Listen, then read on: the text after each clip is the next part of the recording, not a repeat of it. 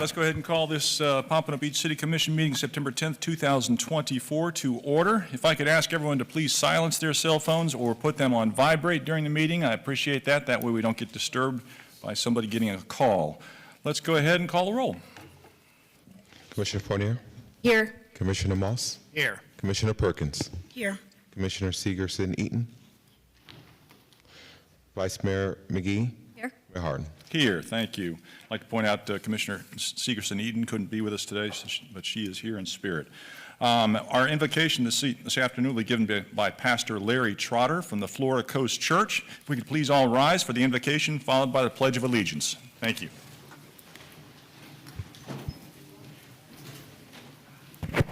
Mayor, Vice Mayor, Commissioners, good to be here again. Thank you for the invitation. This morning I came across a prayer in a book of Puritan prayers by a man, Pastor Philip Doddridge, in the 1700s, and it's called A Prayer for My Neighborhood. I thought it would be appropriate today.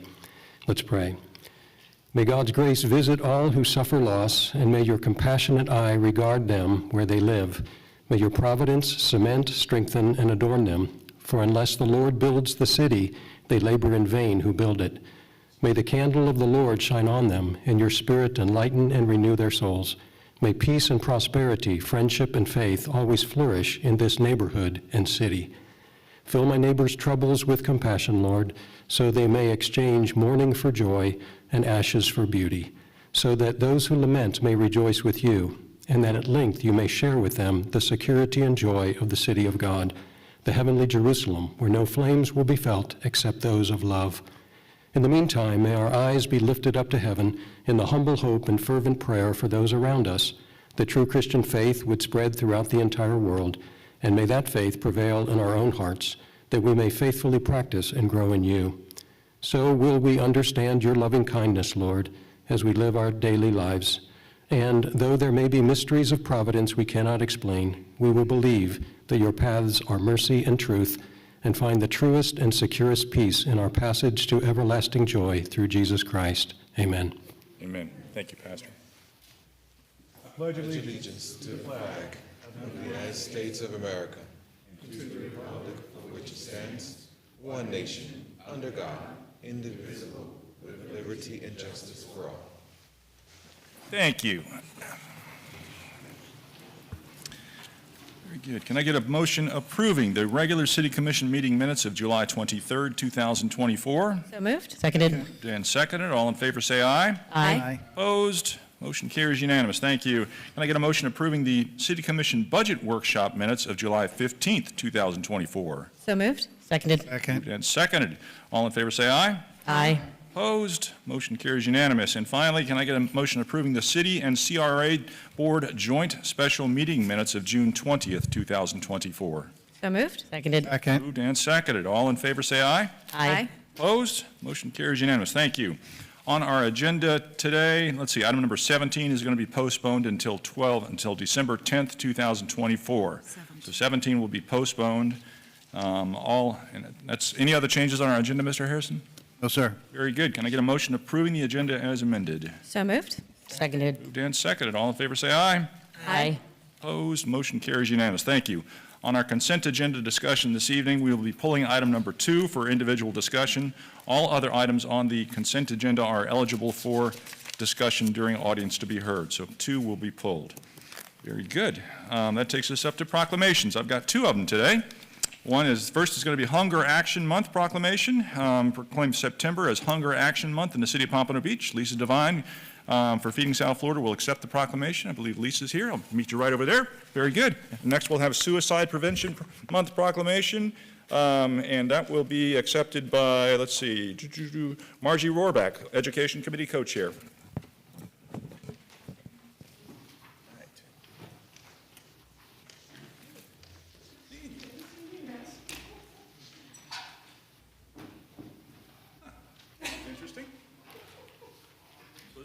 Proclamations here. Oh, really? Yes. You don't have them? They're not there. Hold on just a moment. Just a moment. Let me see. How can we do this? Tell you what, give me. Let's see. Give me this.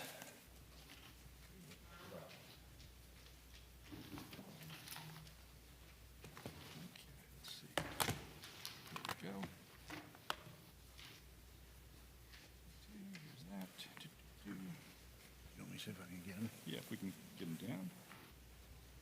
see.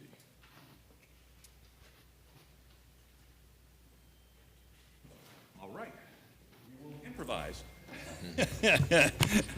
Sorry, I don't have the hard copy. It's on its way down from upstairs, but I can go ahead and read it into the record. Whereas, since 1981, Feeding South Florida has worked to end hunger in the city of Pompano Beach by providing our community in need with immediate access to nutritious food. And whereas, hunger does not discriminate. It knows no race, religion, or age. In South Florida, approximately 1 million individuals face hunger. Food should not be an impossible choice for the community of Pompano Beach. And whereas, Feeding South Florida leads hunger and poverty advocacy efforts in our community while transforming issues through innovative programming and education that provides economic growth and overall well-being. And whereas, Pompano Beach is therefore committed to supporting Feeding South Florida so that together we can achieve a hunger-free South Florida. Now therefore be it resolved that I, Rex Harden, Mayor of the City of Pompano Beach, on behalf of the City Commission, do hereby proclaim September 2024 as Hunger Action Month. In observance, therefore, I call upon the good people of Pompano Beach to join me in recognizing this critical issue during this month of action, done this 10th of September 2024. Ms. Devine, would you care to say a few words? Thank you. Thank you very much, Mayor, Vice Mayor, Commissioners, City Manager. And thank you. You guys have been a big supporter of us, not just with proclamations for Hunger Action Month, but actually through community partnership funds and CDBG funds. So again, we thank you for that opportunity to serve your people who live in Pompano Beach. So just a few minutes, I know you have a full agenda. I just want to let you know that just to give a perspective of where we are as a society as far as in food insecurity. In 2020, that year of pandemic, we were distributing 70 million pounds of food in that year, which was up from like 34 million normally. So it was a big jump from pre-pandemic to pandemic. This last year, from July 1, 2023 to June 30th, 2024, we have distributed over 85.8 million pounds of food. We are seeing more and more people coming into our food pantries, coming to our food distributions who need food. Just the way the world is today, things are just expensive. Rent, groceries, gas, healthcare, things like that. So it's a huge pandemic or epidemic that we are working to try to fill that so that families, especially children, families with children, especially on those times when school's out, during weekends and during summer breaks and school breaks, that we are there to help feed them and give them that extra help that they need. So thank you very much. If you'd like to learn more about us, come volunteer with us. Please go to our website, www.feedingsouthflorida.org. So thank you very much.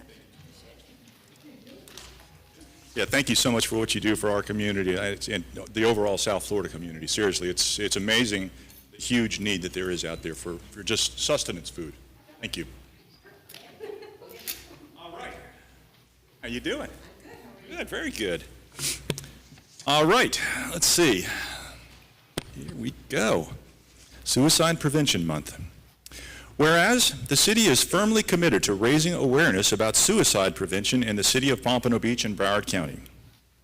And whereas the month of September is nationally recognized as Suicide Prevention Awareness Month. And whereas over 50,000 Americans die by suicide each year. In Florida, a person dies by suicide every 2 hours on average. Suicides in Florida far outnumber homicides. And whereas suicide is a national epidemic costing the lives of 6,000 veterans each year and is a leading cause of death for first responders. Firearms are the leading method of suicide in Florida and the most lethal method.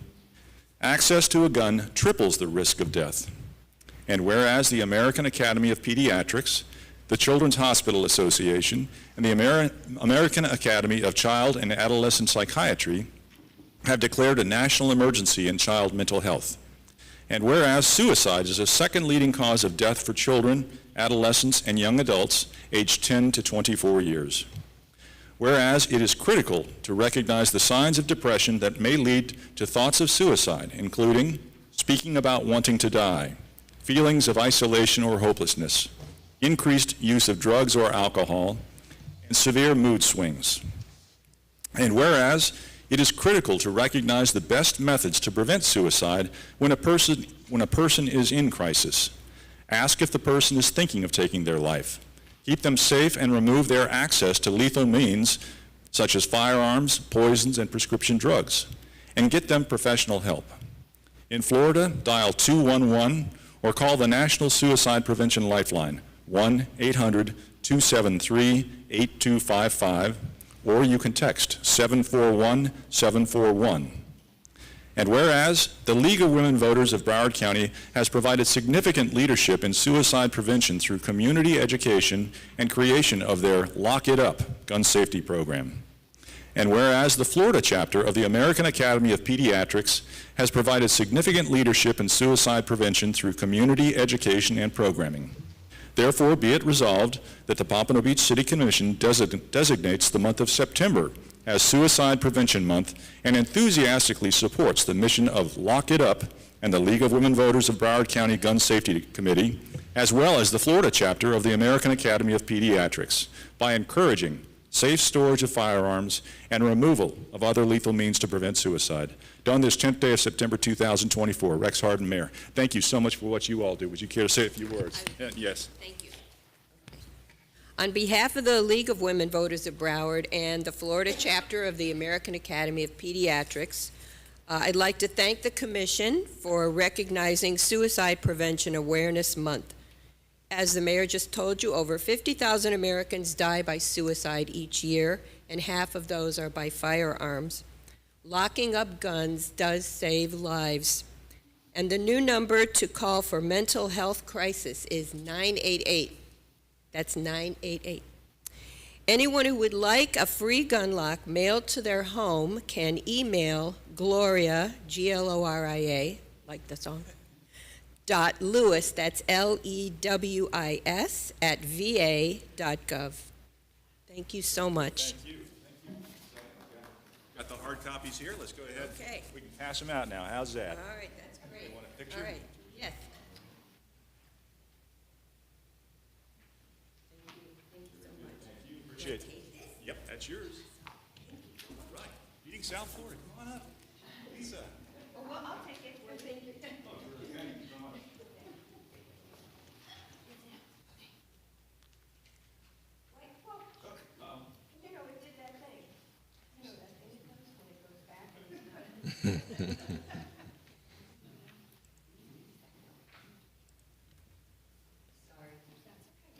Very good. Oh, wonderful.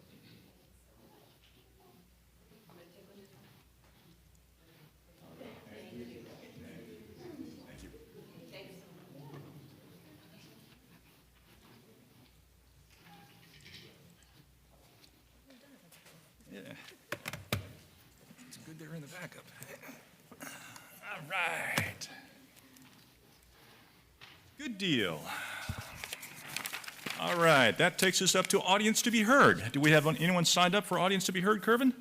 Yes, we do, Mayor. We have 7 speakers. Very good, very good.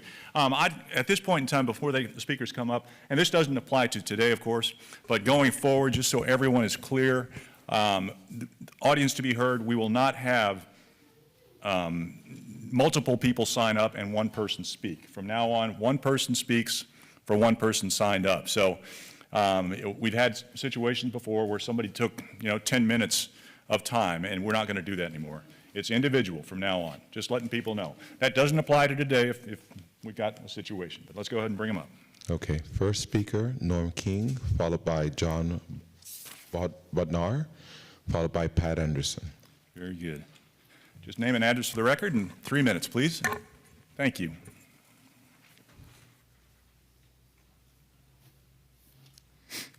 Thank you, Commissioner, for having me. I'm here about the repaving of North Riverside Drive. I was here a year ago. I discussed it with a gentleman whose name I forgot, who was in charge of the paving. He said it would be started in 2025. So far, I see no indication of anything being done on the street to start moving forward because the year is almost up. I'd like to find out where we stand with that. Sure. I know Mr. McCon, our Public Works Director, oversees that. He's the gentleman sitting right over on the side there with the blue tie. If you can raise your hand, Mr. McCon. There you go. If you can just check with him, he can get you the dates when the paving will start. Thank you. Thank you, sir. Appreciate it. Mr. King? Mr. King? Mr. King? Mr. King? Sir? Sir? Mr. King? Oop. It's okay. It's okay. I was going to ask him for his address Oh, okay. for the record. Yeah, Mr. King, can we just get your address for the record, sir? Sorry, that's okay. There you go. All right, John, we can proceed. It's on the piece of paper I filled out. Oh, it is? Okay. Just want to make sure for the record. Very good. Next speaker? No, it's for the record. I know we have it.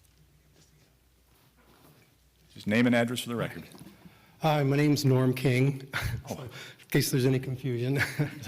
And I live in Lighthouse Point. I moved to Pompano Beach about 30 years ago, and I moved into Tiffany Gardens on 16th Street. I love to windsurf, and that was the perfect place. Now I'm a kite surfer, and kite surfing is actually quite popular at 16th Street. According to Woo Sports, that spot is the 7th most popular kite surfing spot in the United States. It's the 75th most popular in the world. And there's on a windy day, there's quite a few there enjoying the beach and the surf and the wind. When the wind comes from the east, which is most of the time, we need to lay out our lines north to south, so we take up 100 feet or so to launch and land our kites. I understand that there's a new development going in there, DeWitt, I think it's called, building a condo right there on 16th Street, and there's been some concerns about their access or what they might be using the beach for. But I just want to say that us kite surfers, we do love the beach, and we hope that we can use the beach for many years to come. Thank you. Absolutely. There shouldn't be any change to the beach area at all. Thank you. Thank you. Next speaker? Pat Anderson, followed by Mary Phillips, followed by Audrey Fizzik. Very good. Just name and address for the record. Ms. Anderson?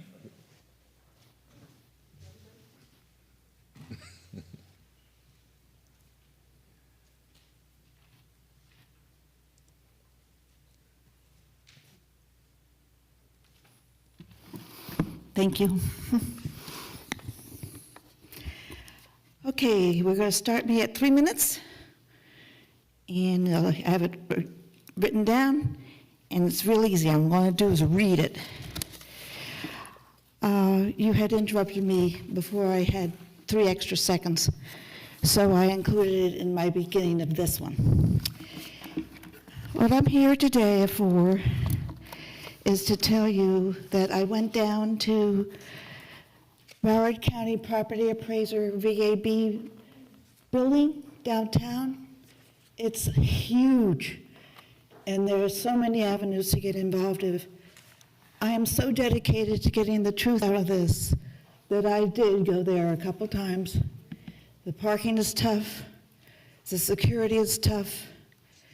I don't want to go there anymore. And I'm here to tell you that we've got to get the truth out of what has happened. Because right now, we have an attorney named Chris Ema of McLean and Ema, and we have an attorney, Mark Berman, who will not admit that there was a smash.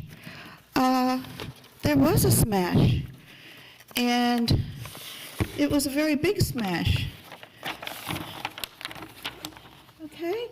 It did happen. Okay? It's with Army Corps of Engineers. The first fraud that they did was go 7 feet into the cul-de-sac, and nobody put report on it because in the permit search results, that I've had now for 7.5 years, they have voided my code compliance, 100% rebuilt level Marine from Fort Lauderdale. They voided it, and they give everything to Ray Qualman without inspections, okay? So here we have a multiple listings of an old house next door to me with a new address put in Lighthouse Point, okay? Left town owing damages. And it was done by McLean and Nema with 6 other taxable real estate transactions to be sold on multiple listings with AA fraud, you know that, fake listing.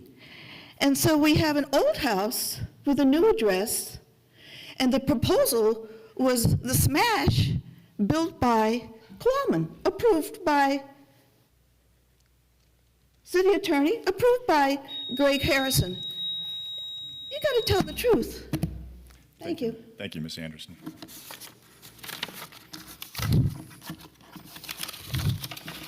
Appreciate it. Very good. Mary Phillips, followed by Audrey Fizzitt, followed by Jocelyn Jackson.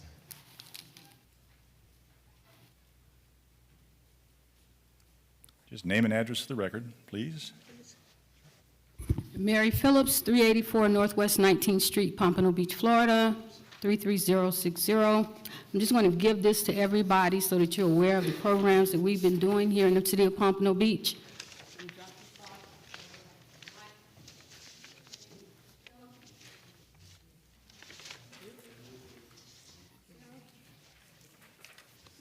Thank you.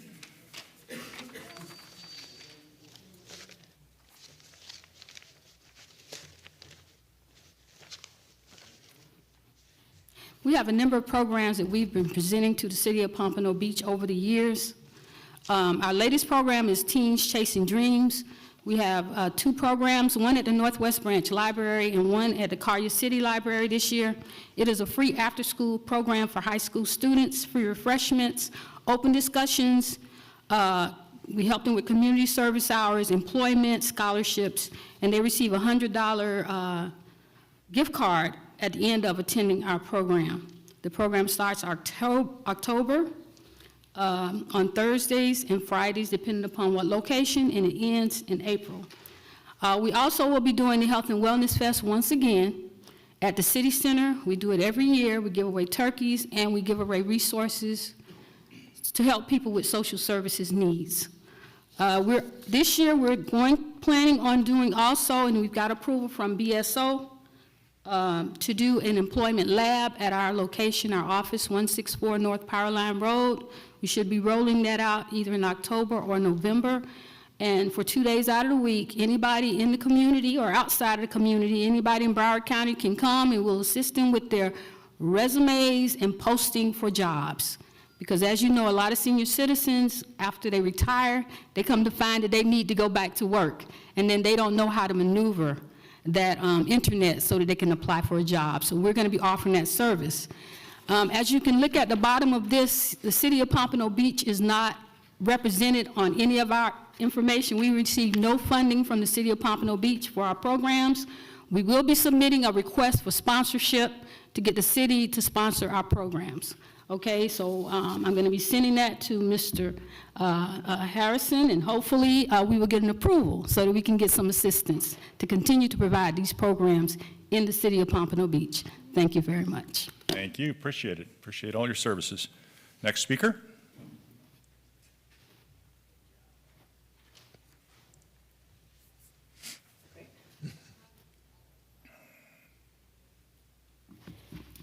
Hi, everybody. Audrey Fezzik, 412 Biney Avenue.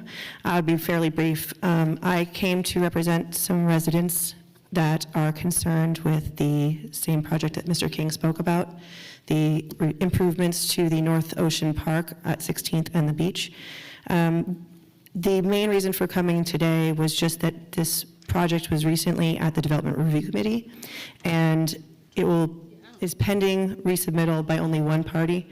The part that's concerning to a lot of the people here is that in the developer's agreement that was signed back in 2019 as part of this project, is that in section 3C, it says that basically final, city manager's decision regarding the improvements shall be final. So we would just like to ask that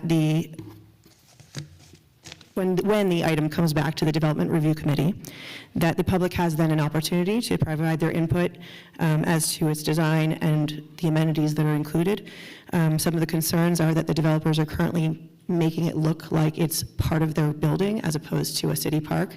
They would love the upgrades, they would love the amenities. Everybody is absolutely on board with upgrading this park. They just want to make sure that it fits the community, how they're using it currently, and how they'll be able to continue to use it in the future. There are some issues, again, with the kiteboarding community that they would like to make sure that there's some safety precautions set into place, too, because of those lines that they were talking about. They want to make sure that the people that do come to the beach and even enjoy the park and might be living in those new facilities, eventually when they're built, that they will also be able to be safe from the lines, and we work together with the community and as a city to make sure that that happens. So the final request is simple. We would just like to request from the city manager that you please don't sign off on any final approval until the public has an opportunity to provide their input. Very good. Thank Thank you for that. Yeah, that is definitely a city park and city beach, so that's great. Jocelyn Jackson?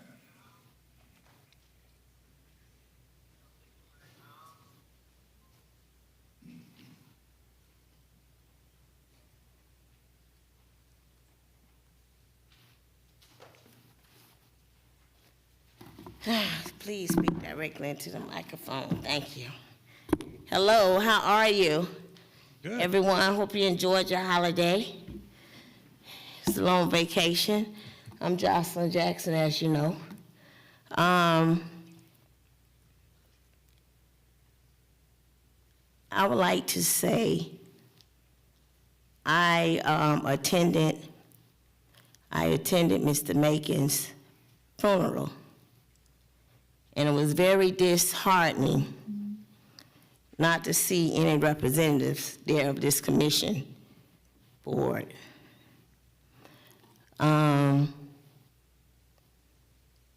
He was a pillar in the community. I was very, very disappointed. It aggravated me, and I wrestled with it. I gone to his commencement in Delray Beach. I know Mr. Macon from a child, little small child. And I don't know what your plans were, your prior plans, but it was disheartening that I know the commissioner, which is Commissioner Perkins, I know she attended the viewing. And I know when situations are going on in the community that when you want the community to come forth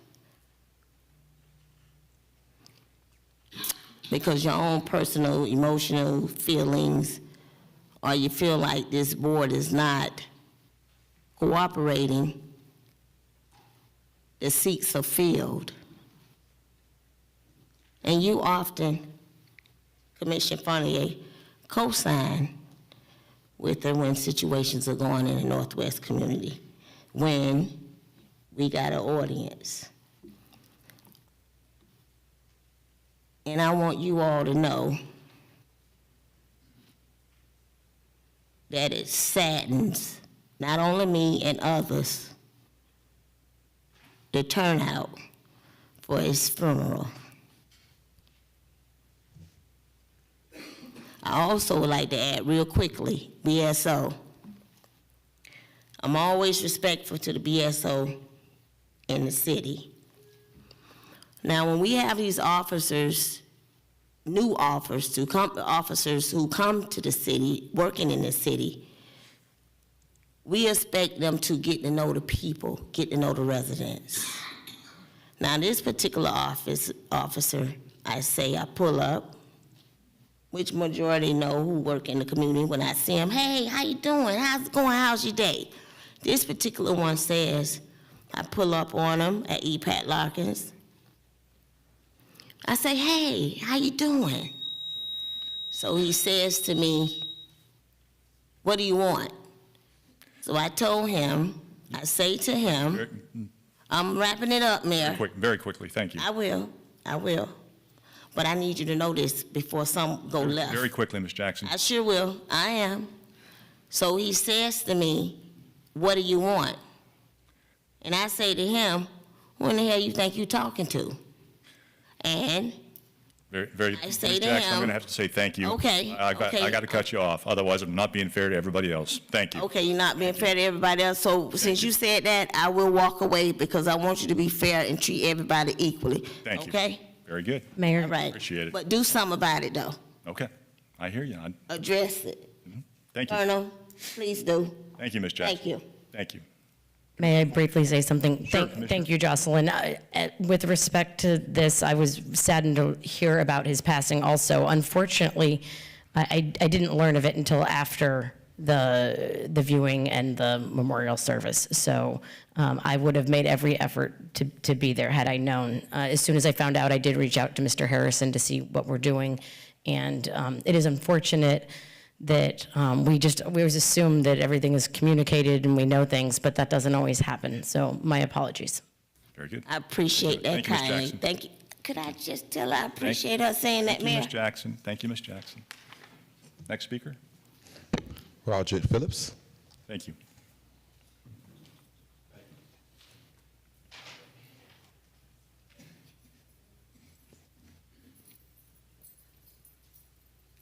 Roger Phillips, 2620 Northwest 10th Street, Pompano Beach, Florida.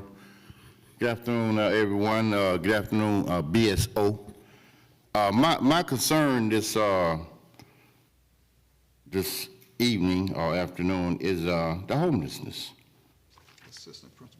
And I'm sure everybody know come October the 1st that somebody gonna have to do their job.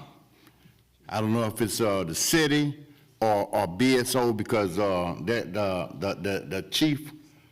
the chief dog that has said that he's not going to he's not going to make his jailhouse a homeless camp. But the main man, Governor DeSantis, say yes you are. So we're gonna see how that fight gonna end because somebody got to win and somebody got to lose. I'm going to read this, even though you may have read it, I'm going to read it again. I got 2 minutes.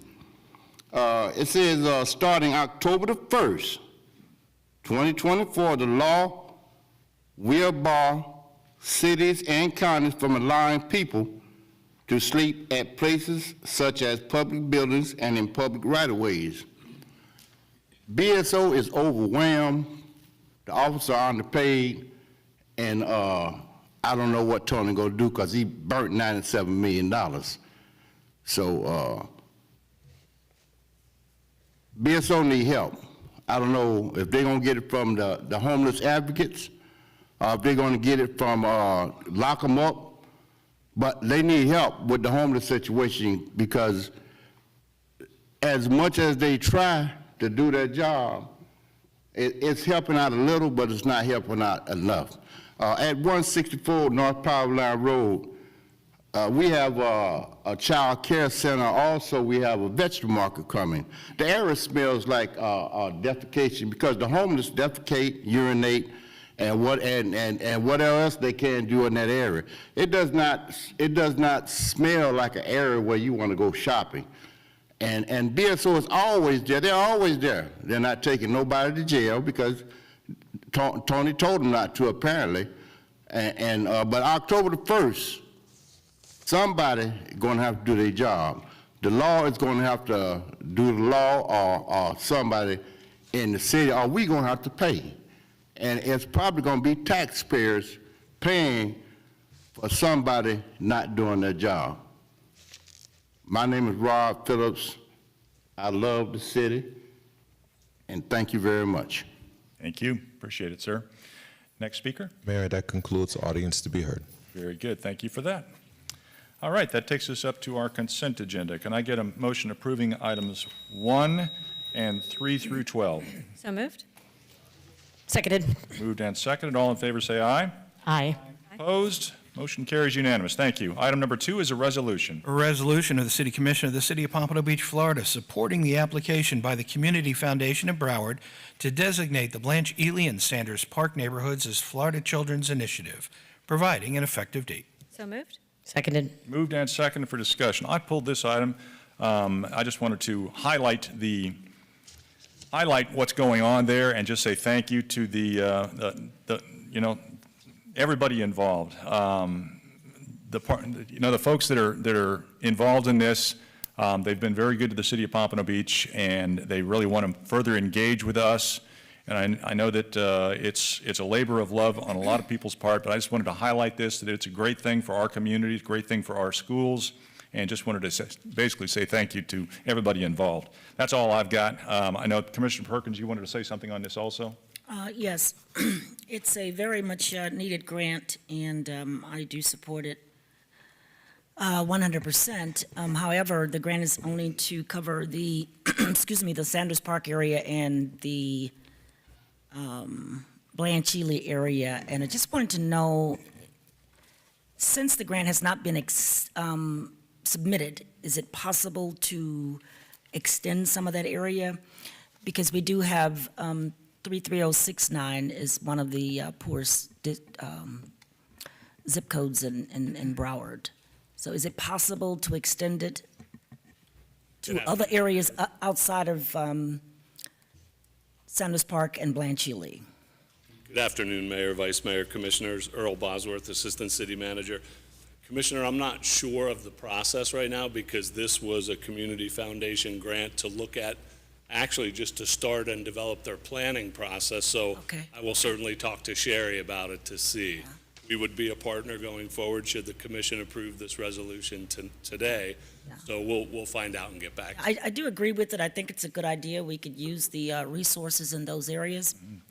I just would like to know if we could reach out to more. I mean, does this have to be the last grant? I mean, is this just the first one, or? No, this is a continuing process. Okay. So Okay, great. we'll find out for you. All right, thank you. Very good, very good. State Rep. Representative Williams is in the house. Thank you for being here, yes, and thank you for what you do for us up there in Tallahassee. Appreciate it, yes. Good afternoon, Mr. Mayor, City Commissioners, Mr. Manager, City Attorney. I am Patricia Williams, 1565 Northwest 7th Avenue. The Community Foundation has been working with the Florida Children Initiative to put a package together. This is just the beginning stage. The Blanche Ely and the Sanders Park, according to the data that we have received, is the lowest part of Pompano Beach. This is where we actually would start. Okay. If we are able to secure the grant, the city of Pompano would be written in the Florida statute, and we will be able to receive funding year after year after year. Oh. I have had the opportunity as your state representative to see the Florida Children Initiative in Tampa, Orlando, Jacksonville, all in Miami, all have received this funding. But what not had happened, nobody in Broward County had actually applied for this money. So when I got here, my first thing was to apply for or help secure money for Pompano Beach. Right. Okay, great, great. One quick question. Can you also, the grant money, can the money also be used for the schools like Sanders Park and Blanche Ely High School? The starting point It has to be resources. Mr. Mayor? Yes, go ahead. Starting point would be at Blanche Ely. Blanche Ely would be the starting point. I mean, the high school or the community? The community itself. Okay. On Thursday, someone from Tallahassee will actually be here in the city of Pompano Beach at the Pat Larkin Center, from 6 to 8. So if you're not busy, you can come join us. If you have any additional questions, we will be there to actually try to explain additional information if needed. Okay, yeah, I did get the word out to let everybody know about the meeting at the EPAT Larkin Center, but at the same time, we have a budget meeting here. So I'm encouraging a lot of people to try to attend to get more information. Mr. Mayor? Yeah. Very good. All right, thank you so for much. that. We Mr. appreciate Berman, you wanted, I just wanted to add one thing. The statute, the relative statute that applies to this is 409.147 Florida statutes. I don't think it was included in the backup for you. I can provide anyone on the commission that wants copies. If anyone in the audience wants to look, it's section 409.147 Florida statutes. Talks about the do's, don'ts, how it's created, all the different initiatives and coalitions that have been created so far, named specifically as the representative said in the statute. So thank you, Mayor. very good. Thank you, Mr. Berman. Anything further, Commissioner? Yeah, just thank you, State Rep. Yes, absolutely. Thank you Thank for you. We appreciate your it. help in all this. That's fantastic. It really is. Mr. Mayor, those of that's not going to be at the budget meeting on Thursday with you, I'm asking them to join us at the Pat Larkin Center at 6 p.m. Very good. At Larkin Center, 6 p.m. this Thursday. Thank you. Thank you. Appreciate it. This is a public hearing. Is there any further input from the public on this item? Please come forward. Just name and address for the record.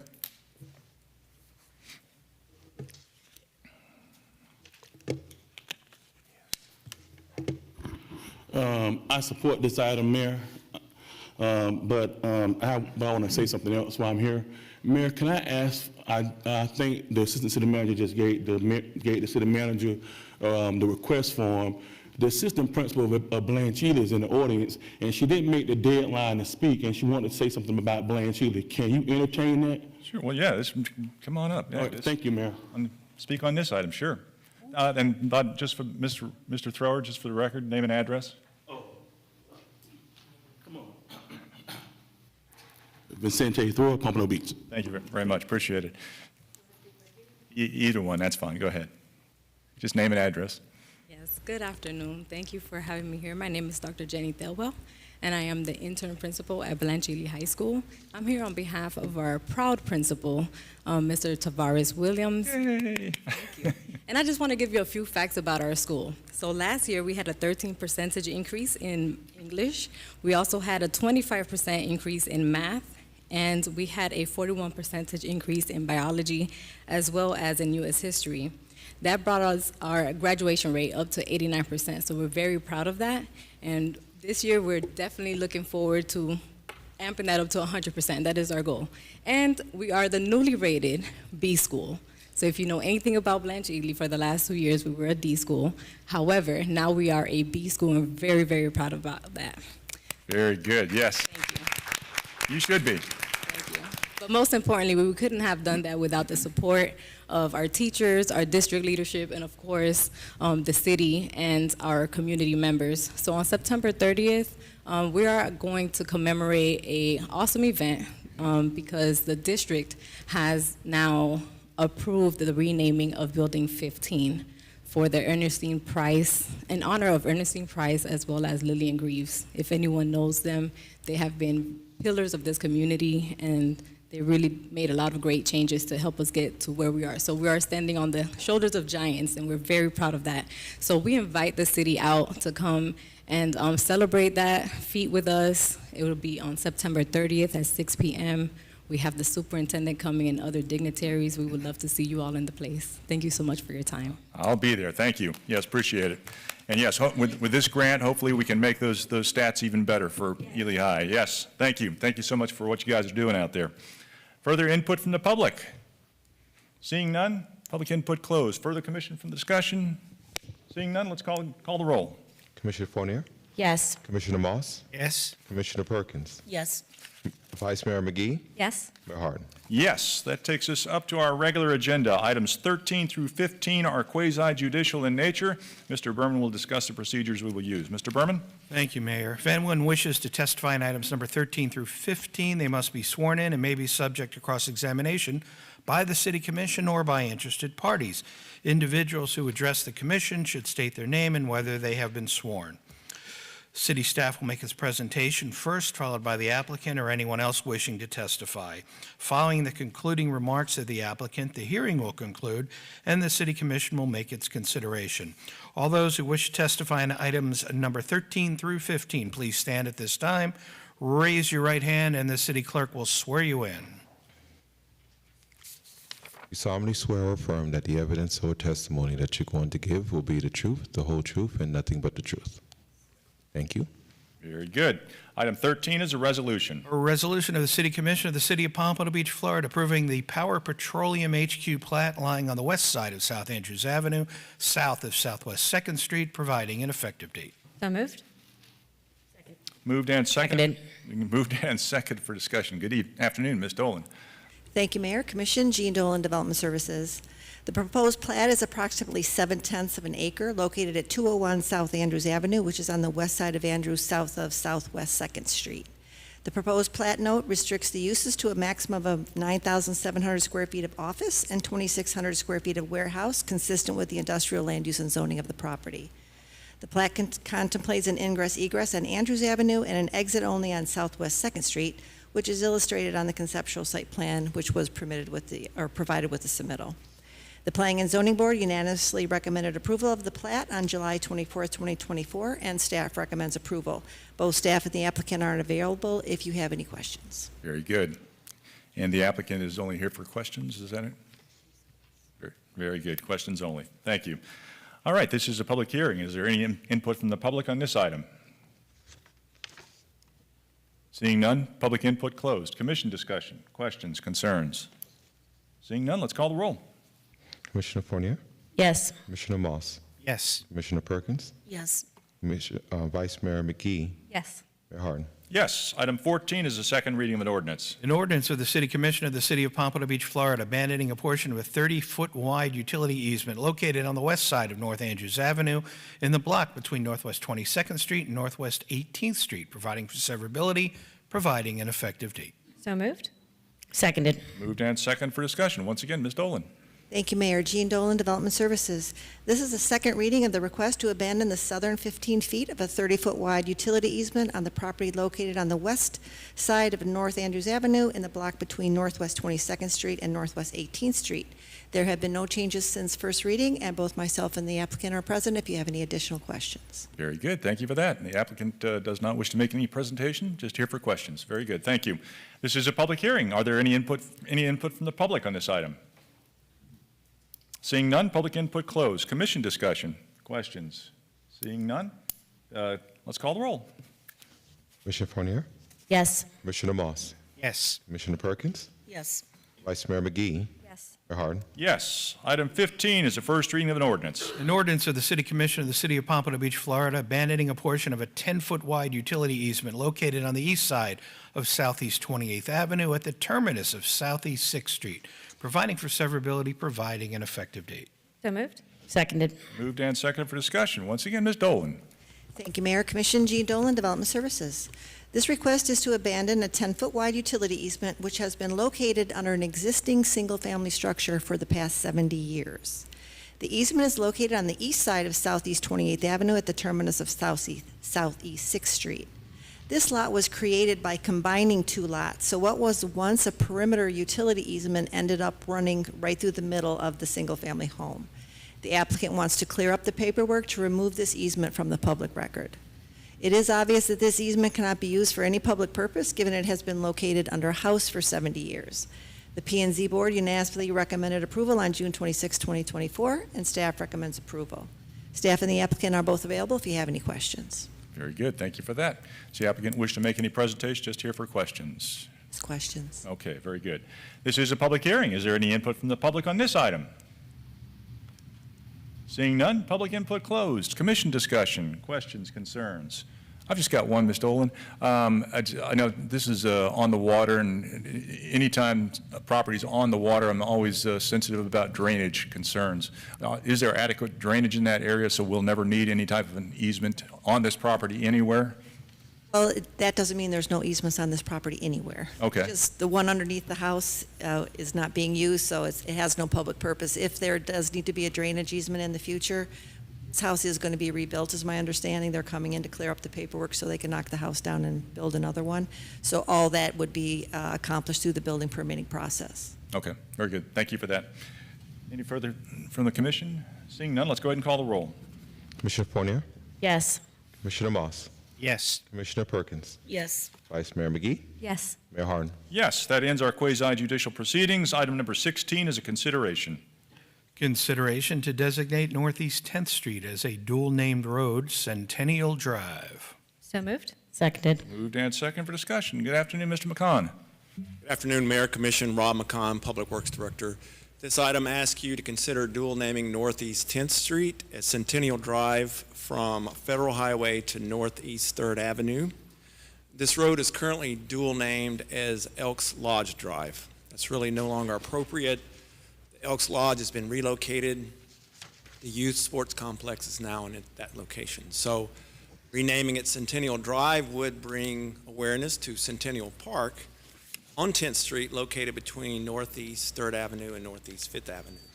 The Pompano Beach Historical Society approved this, as well as the Historic Preservation Committee.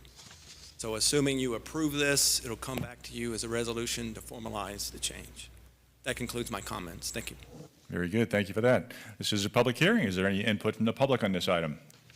Please come forward. Just name and address for the record. I got my hat on, Mayor. Vicente Thrower, Pompano Beach. Mayor, I support this item, but I just want to go on the record to you and to get a question of the manager about this particular item. We will not forget the issue of Mr. Macon, as we discussed previously, to the mayor, to the city manager, not to forget doing something on his behalf. Is that Mr. Harrison? No, we will not forget. I just want to get on the record. Thank you, sir. Thank you, manager. Thank you, Commissioner. Thank you, sir. Further input from the public? Hearing none, public input closed. Commission discussion. I've got a question, Mr. McCon. Any reason why it's not going all the way to Dixie Highway?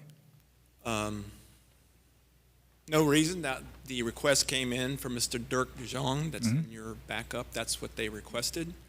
I don't know any reason why it could not go all the way to Dixie Highway. Well, providing it's moved forward by this commission, I would make a suggestion that you reach out to Mr. DeJong and just request that it be extended to Dixie Highway. That way it would book in from Federal Highway to Dixie Highway. You'd have better visibility at the Dixie Highway intersection. 3rd Street is off Dixie, so people might be driving around saying, well, where is Centennial Drive? It's like, yeah, thank you. Further commission discussion? Seeing none, let's call the roll. Commissioner Fournier, Yes. Commissioner Moss, Yes. Commissioner Perkins, Yes. Vice Mayor McGee, Yes. Mayor Harden. Yes, item 18 is a second reading of an ordinance. An ordinance of the City Commission of the City of Pompano Beach, Florida, approving and authorizing the proper city officials to execute an assignment agreement and First Amendment for independent auditing services between the City of Pompano Beach and Citron Cooperman and Company, LLP, providing for severability, providing an effective date. So moved. Seconded. Moved and seconded for discussion. Good afternoon, Ms. Furtado. Good afternoon, Mayor, Commissioner. There has been no change since our first reading on this particular agenda item. Thank you. Very good. Thank you for that. This is a public hearing. Is there any input from the public on this item? Seeing none, public input closed. Commission discussion. I've got a question. Mr. Berman? Yes, sir. Is there some way if this happens in the future, it wouldn't have to come back to the city commission? I mean, a simple name change on the part of the company doing the work. It just seems crazy. Well, it's a different company that absorbed the assets, so it is a little bit different. It is an amendment to a contract that was approved by ordinance by the commission. Any amendment to that should be approved by ordinance. Okay, gotcha. I'm just doing it. I understand, but, Doing your job. I hear you. I hear you. Very good. Justifying me being here, I guess. I don't know. You got to have some reason. Okay. Let's go ahead and call the roll. Commissioner Fournier, Yes. Commissioner Moss, Yes. Commissioner Perkins, Yes. Vice Mayor McGee, Yes. Mayor Harden. Yes. Item number 19 is the second reading of an ordinance. An ordinance of the City Commission of the City of Pompano Beach, Florida, approving and authorizing the proper city officials to execute a master services agreement between the City of Pompano Beach and Sound Thinking, Inc., providing for severability, providing an effective date. So moved. Seconded. Moved and second for discussion. Very good. Mr. Harrison, I think we've got a presentation we're going to. Yes, sir. This item was a result of postponement from July. And I believe the gentleman here from ShotSpotter Sir, Phil has Daly. some things you want to say. Phil? Yes, thank you. Very good. Mr. Mayor, Commission, thank you so much for giving us the time to be here today. On behalf of the company, I want you to know that it's been a real honor to serve the Sheriff's Office in the city in its efforts to reduce gun violence. I recognize today that there's not an appetite to continue with this program, and so I'm going to respectfully ask that you withdraw this item from the agenda. If you want to revisit this in the future, or if you want to do a side-by-side comparison at some point with alternative solutions, we would welcome the opportunity to re-engage with you in those discussions. But in the meantime, again, we really appreciate the last few years and the opportunity to have served you. So thank you. Very good. All right. Sir, your name for the record? Oh, yeah. Name and address for the record. Phil Daly, Vice President of Sound Thinking. You want my full address or? Just the company address is fine. Fremont, California. I'm afraid I don't know the exact address. Okay, okay, very good. Close enough. Thank you. Appreciate it, sir. Thank you for that. Mr. Berman? Yes, sir. In light of that, what should... Motion to strike from the agenda at this time would be appropriate. Motion to strike or just vote on the, and just vote no? You can do that, but he's asked that it be stricken, so, removed, so. Okay. I think a motion to strike would probably be more in order. Is there a motion to strike? Motion to strike? Seconded. Moved and seconded. All in favor, say aye. Aye. Aye. Opposed? Motion carries unanimous. Thank you for that. All right. That moves us on to item number 20, is the first reading of an ordinance. An ordinance of the City Commission of the City of Pompano Beach, Florida, approving and authorizing the proper city officials to execute service contract number 12369 between the City of Pompano Beach and Trio Development Corporation for lift station rehabilitation and repair services, providing for severability, providing an effective date. So moved. Seconded. Moved and seconded for discussion. Good afternoon, Mr. Brown. Wait, is there another award? Next month. Okay, good. Good afternoon, Mayor, Commissioners. Randy Brown, Utilities Director. This contract is to maintain our 82 lift stations. They contain somewhere around 170 pumps, motors, control panels for operation of the wastewater collection system. Very good. Thank you for that. This is a public hearing. Is there any input from the public on this item? Seeing none, public input closed. Commission discussion. Questions, concerns? Seeing none, let's call the roll. Commissioner Fournier? Yes. Commissioner Moss? Yes. Commissioner Perkins? Yes. Vice Mayor McGee? Yes. Mayor Harden? Yes. Item 21 is a first reading of an ordinance.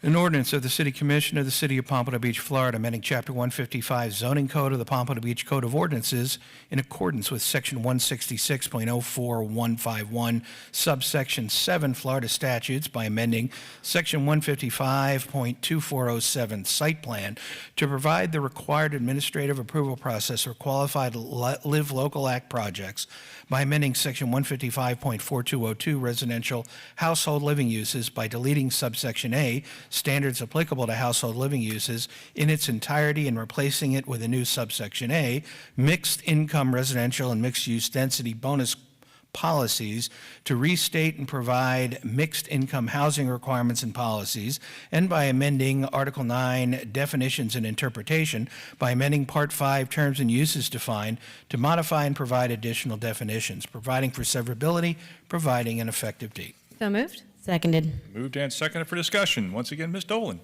Thank you, Mayor. Jean Dolan, Development Services. So this is the long-awaited item to amend our mixed income housing program to include the Live Local Act. And before I really start with those nitty-gritty of the tweaks we're making to that ordinance, I wanted to go over the results of our program to date. I also want to mention that Pompano has been selected by Broward County to be the expert witness in front of their technical advisor committee looking at their comp plan update to present on using these policies, and because we're the city that's doing the most with them, so we are going to be advising their technical committee on how these policies work and how they can be approved. Thank you. So we've had in the last 2 years, we've had 7 projects approved under this regulation. So What's resulted from that is we've created 114 moderate income affordable units that would not have been provided otherwise. They were market rate projects that didn't want to do any affordable. And this is due to 216.3, the county policy, not allowing a buyout, and us raising our buyout to $10,000 a unit. We've also gotten back 103 flex units. That was from Captiva Cove Phase 3, because we took back their flex units and let them use the bonus policies in 216.3. We also saved 563 flex and development units by using the county's bonus policies. Without this policy, we would only have 121 flex units left. Once those are gone, you know, everybody has to either use Live Local or 216.4, or else they can't do a project without doing a comp plan amendment. We've saved 195 units in the downtown basket of rights that would have been used for these projects that use the bonus policies. And we've saved 127 units in the ETOC basket of rights. Those can now be used for future projects. So I just wanted to point out, if you look at the chart, most of these projects use 2.16.3, and that's because it doesn't require mixed use. So we are doing some tweaks to our regulations unrelated to Live Local that will require more mixed use when they're not within a half a mile of a grocery store, and I'll get into that in a minute. And I think it's so timely that the food insecurity and the access to food was on this agenda, because that's a big reason why we're requiring some kind of mixed use in these projects that aren't anywhere near any kind of services. Okay, so getting down to the nitty-gritty of what we're doing with this policy.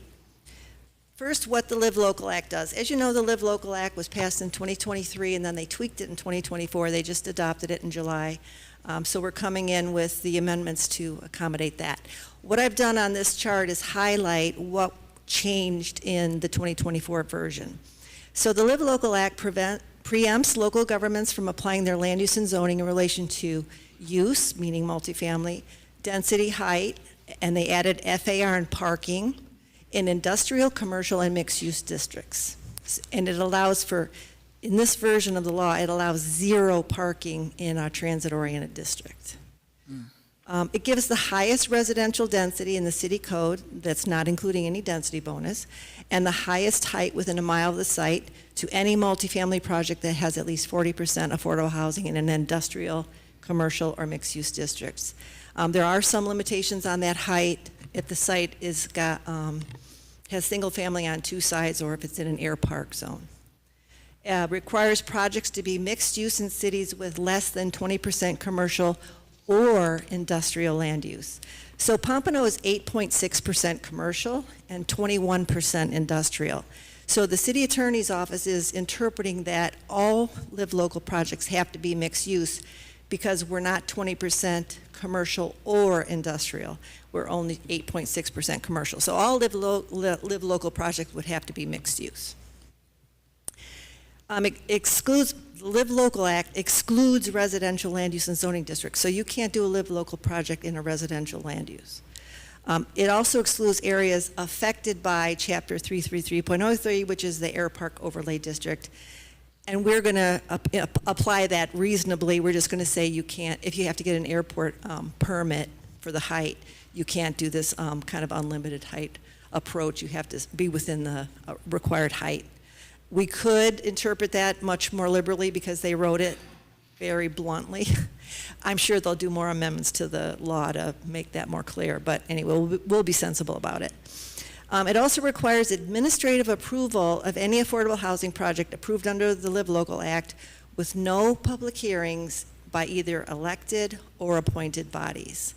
So that's basically our minor site plan approval process, except no AAC. Usually the Architectural Appearance Committee does get involved if it's a major building design, but again, these projects don't allow any hearings. So we don't really have to change our code much to accommodate the Live Local Act. Most of the adjustments to our code were just to quote what was already in the law. But there are a few things that we had to do. So we had to increase the 20% maximum affordable on Dixie Highway and power line between Atlantic Boulevard and Northwest 15th Street to 40% to accommodate compliance with the 40% minimum affordable in the Live Local Act. So I just want to reiterate that The reason we had those 20% minimums or maximum affordable on the Dixie Highway corridor and on that segment of Atlantic between, on power line between Atlantic and 15th is because that's where the concentration of poverty is the greatest. We have so many tax credit projects in those corridors already. We were limiting it to 20%. Now it's up to 40%. This is just so that people aren't encouraged to use the Live Local Act instead of our code. They can now use our code and still do as much affordable, up to 40%. We also require all projects using 216.3 or 216.4 to be mixed use if outside of a grocery store, a half-mile service radius. This implements our comp plan policy that we've had since 2020, which is policy 1.23.01, which says to create balanced communities, encourage the expansion of neighborhoods serving retail and office uses in areas dominated by the industrial and manufacturing sectors, if appropriate, to better serve the local community. So already all Live Local projects have to be mixed use, so this doesn't apply to them. 216.4, you have to be mixed use. So all this does is pull 216.3 into the mix if you're not within a half a mile of a grocery store. And then we added more caveats, like you have to be on a major transit route or major road. We're not going to make you do mixed use if you're tucked into a neighborhood somewhere, so it's got some sense included in it. I'm going to show you that map in just a second. So we also had to define how much non-accessory commercial is required in a mixed-use project that's coming in under this law, and that is 50% of the ground floor facing a primary road, public open space, or major pedestrian walkway, which is the same as what's already required by Policy 216.4, which the county adopted more than a year ago, 2 years ago.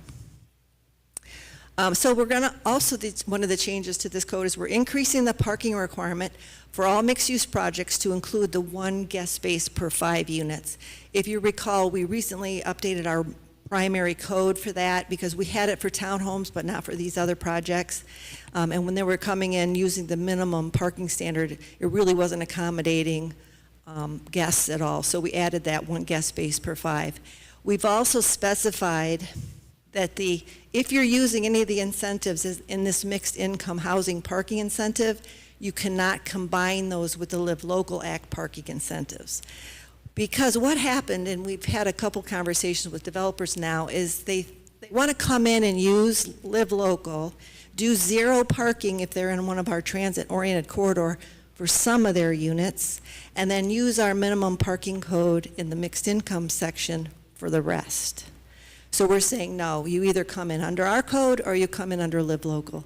There's no using both sides of the coin for the incentives. We just want to make that clear. And if you're going to use the Live Local 0 for any of your units, you got to use our regular parking code table that doesn't have any kind of incentives for mixed income. So that we're trying to mitigate the parking horror that would occur if they ever approved a project with no parking. So we'll see how that goes. And then we define the minor site plan process as the administrative approval process, which excludes all the public hearings. So now, this is the map that is very telling. The red circles are where we have all our major grocery stores. So you see they're really highly clustered in the federal highway corridor. The yellow circles are our circles where we're trying to deconcentrate poverty. That's where we have tax credits that are within a half a mile of each other. So inside the yellow circles, that's where we do not allow 100% affordable housing projects. You can do up to 50% in most of those circles, and 40% between Atlantic and 15th on power line, and 40% all the way up and down Dixie Highway.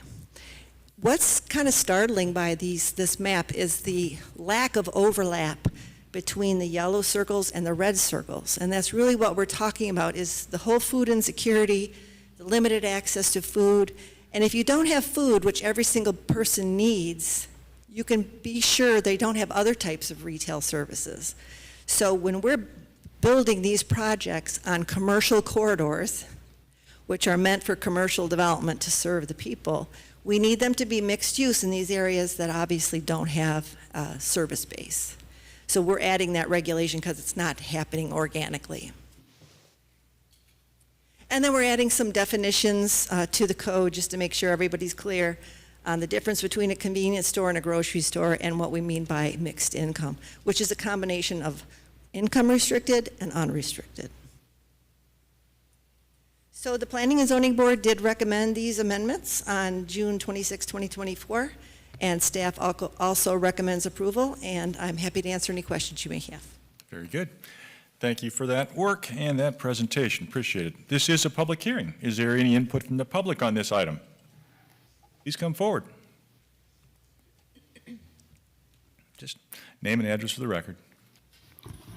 Good afternoon, Dwayne Dickerson, attorney with the law firm Miskell Backman, offices at 14 Southeast 4th Street in Boca Raton. I currently represent a residential developer who's in the process of moving forward with the residential development in your city, which would be a workforce affordable housing development. Unfortunately, the language of the amendment now would eliminate that opportunity, so we are just here to see if we can request an amendment to the language so that we could move forward with the development that's already moving forward through the process. Specifically, that amendment would be to section 155.4202A2GIA, which is the mixed use, mixed income standards. Specifically, A requires that you have the commercial and or a non-residential use that's part of your residential development or a mixed use component. We are requesting that there be an exception to that, which would allow for us to move forward with a 100% residential development. Additionally, we are requesting an amendment to section 155.4202 A2G (if), which is F is the exemption to income mixing requirements. So that is, as staff stated, right now you can only have up to 50% of a residential development as affordable workforce, and we would request 100% so that we could move forward with this project. So with respect to that second amendment, we're requesting language to read as follows: any project previously approved with residential density prior to September the 10th, 2024, including projects requesting an amendment, provided the amendment does not propose the increased density. So that would allow us to move forward with our 100% residential development without the mixed-use component and also without the mixture of incomes, so that could be 100% workforce or affordable housing. We do understand that staff has worked long and hard at this, and we appreciate all the effort, and we don't want to upset the apple cart, but we do believe we have a very exciting opportunity, and we would love to move forward with it. So staff did raise the concerns about some of the language, so we are proposing very narrowly tailored language so that this is not a proliferation of projects. As staff stated, there were 7 projects that I believe have been able to, in the last couple of years, take advantage of this. And one of them is the development that I'm talking about, so it's already an affordable component development. A second one, I think, is the Broward Partnership for the Homeless project, which of course is already affordable. And the other one is Captiva, which is an affordable development. So we don't think that this request would do anything to undermine the city's intent, and we respectfully request that you accept our amended language so we can move forward with our project. And with that, I'm happy to answer any questions. Thank you so much, sir. Very good. Thank you for that. Appreciate it. Is there any other input from the public? Please come forward.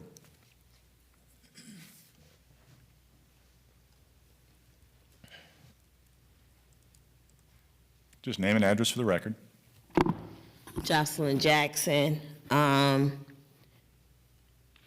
forgot his name. What's your name again? Mr. Dickerson. Yes, Mr. Dickerson.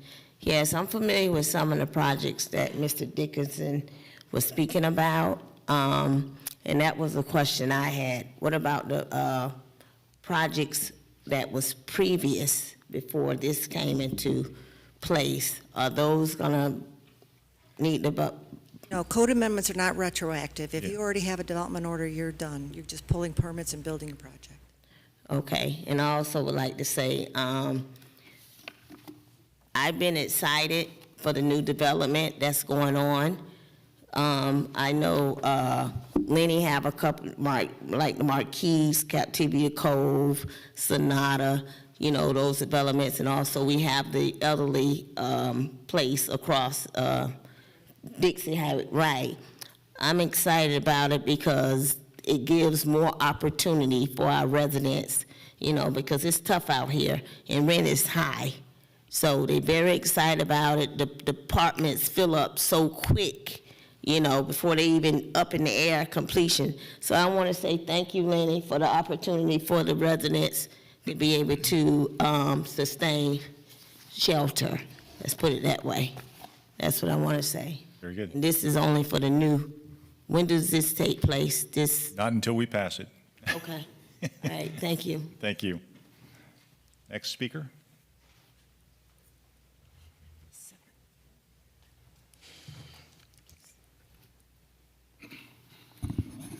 Vicente Thoreau, Pompano Beach, Mayor. So, Mayor, based on what the gentleman just said, the previous speaker, Mr. Dickerson, how would this affect any current projects, and would they be allowed if you all accept his proposal to move forward? How would that work? Well, as Ms. Dolan just indicated, that anybody who has a development order right now, they've got a development order. They're moving forward. This is future projects. And that's what we're talking about. Future projects that have yet to get to the development order stage, and like that. But what if they don't have a development order and they're in the process of the development order, but this project that they're talking about is a phase 2 situation? Why would we not grant? If there's a phase 1 and a phase 2 on a project, then there's already some kind of a concept going on there. I'm not, like I said, I'm not a lawyer, Mr. Berman. Sometimes, unfortunately, I am. Appreciate it. In terms of phase 2, phase 1, it's whatever you call it. You can call it whatever you want. But if it hasn't been approved, it wasn't part of an original plan that was approved, and in the pipeline, you can call it whatever you want. It's meaningless at this point. So call it phase 2. That doesn't mean you have any entitlements to prior approvals that were done. Unless it's been approved. So if something is a phase 2, like I heard what the attorney just said, but yet it is still trying to meet our essential needs of affordable housing right now, this body would not have the right to say, okay, it should be allowed to move forward? Well, It's not a... Mr. Berman? It's not a question that can be answered. I don't know if he's representing any group, No, I'm registered not. lobbyist for any group or development, but I can tell you. I live in the Northwest. We've discussed that it's not retroactive. Right. And if you've been approved, you're approved. If you're not approved, it would affect your development moving forward. That's all I can say about it. Yeah. Mayor, as you can see, the Northwest area is having a lot of development, and the downtown project is going to be real expensive. And when we can try to get some affordable units in our neighborhood, I think that we should be conscious of it so that we as a community and the teachers and firefighters can afford to live there. And to the attorney, I live in the Northwest. I'm born and raised in Pompano Beach, so I have the right to ask questions and not work for somebody else because my interest is, it is a special interest for me. It's my neighborhood. Sure. Thank you, Mayor. Thank you. Next speaker. Very good. Public input closed. Commission discussion at this point in time. I'll go Commissioner Fournier, then I've got Vice Mayor. Then I've got some questions too. Go ahead. Thank you. Yeah, I have some questions here. Jean, can you go back to I think it was the first slide in your presentation? Excuse me, which one? It was the first or second. Not that one, the next one. Okay. So I obviously have concerns about parking in the TOD. So we're trying to take Live Local and merge it into our code, right, to modify it. So are we required to accept this? Yes, it's state law, we can't change it. Right. So we vote yes for this, and we are required to allow for no parking for new mixed-use projects in the TOD. That's correct. It's highly unlikely any serious developer would do zero parking because they couldn't ever get that financed or actually have anyone live there, but that is allowed by the law. We're at the mercy of other processes, not hours. And we don't, and we also, I think this dictates it, like P and Z doesn't even have the opportunity to look at it and try and make modifications, right? That's So it is, okay, I'm just trying to get clarity on what could happen here. So what happens if we vote no for this? Since, like I said, we're trying to merge what we are required to do with our code. What, does it matter? If we vote no, then the safety valves that we are trying to inject will go away. It won't change the state law whatsoever. It won't change the bad things that we're worried about whatsoever. So it would take away the 1 in 5 that parking that we're adding. if they Convenience are stores. Right, so the extra parking for guests. And that's really it, because we're not adding a lot of, we can't change the state law, so we're just incorporating it and doing the best we can to get the best outcome. Right now, we've only had one Live Local project submitted, and it happens to not be using any of these incentives or restrictions we're talking about here. They're doing it for the tax deduction. And I don't even go into the tax deduction stuff because we have nothing to do with it. That's the Florida Housing Finance Agency that decides if they meet those criteria. So the good thing about that project is we're going to get 283 flex units back because they'll get their units by right, but they're going to get some kind of property tax deduction. Otherwise, we haven't had any, and the main reason being our code is already generous enough. Nobody wants to do 90 units per acre in affordable project. They don't want to go super high. They want to build suburban parking lots on the surface, the less expensive kind of development. They don't want to do urban scale development. So our code already meets their needs. Right, so it's the two main changes that we just discussed. It's we're adding the circles to make it mixed use if you are located a half mile away from a major grocery store, and this additional parking. Can we go further on the parking? Where is the 1 in 5 from? The Live Local Act already requires that you give parking incentives. Most of them we already have, like if you're within so many feet of a bus stop, we already have that. If you're within major transit stop, we don't have any of those, so we're not too concerned about that. And we are trying to incentivize.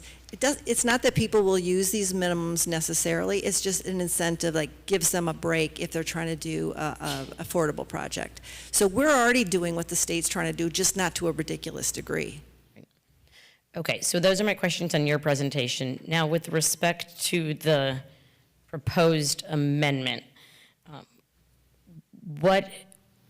you obviously are aware of this, and it's not in here, right? So what is the perspective on how many projects, because it sounds like it's projects that are before today, what are the actual implications? Because for me, I look at Captiva Cove in my district and phase 3 of it, and that is a positive development. It is something that I would think we would want to encourage. If there's an adjacent lot to an already affordable project, it would make sense to make it larger if we could. We're not putting a whole new development in. We are basically enlarging what we have. Yeah, they're not talking about Captiva Cove. That's I know. pulled out. They're talking about 2050 MLK at the corner of Power Line and MLK, which is in the corridor that we would have restricted to 20% if we had our way.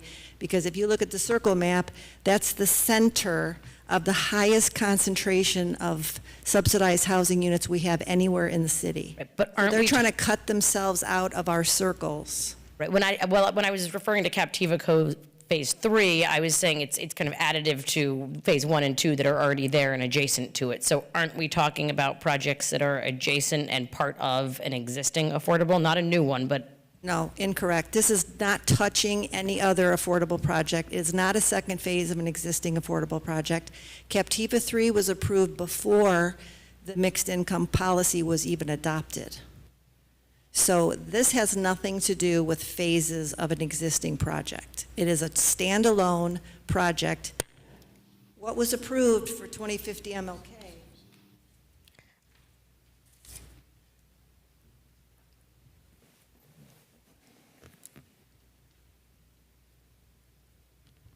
If you recall, 2050 MLK is the project that stimulated us to amend our parking regulations because they were trying to use the absolute minimum.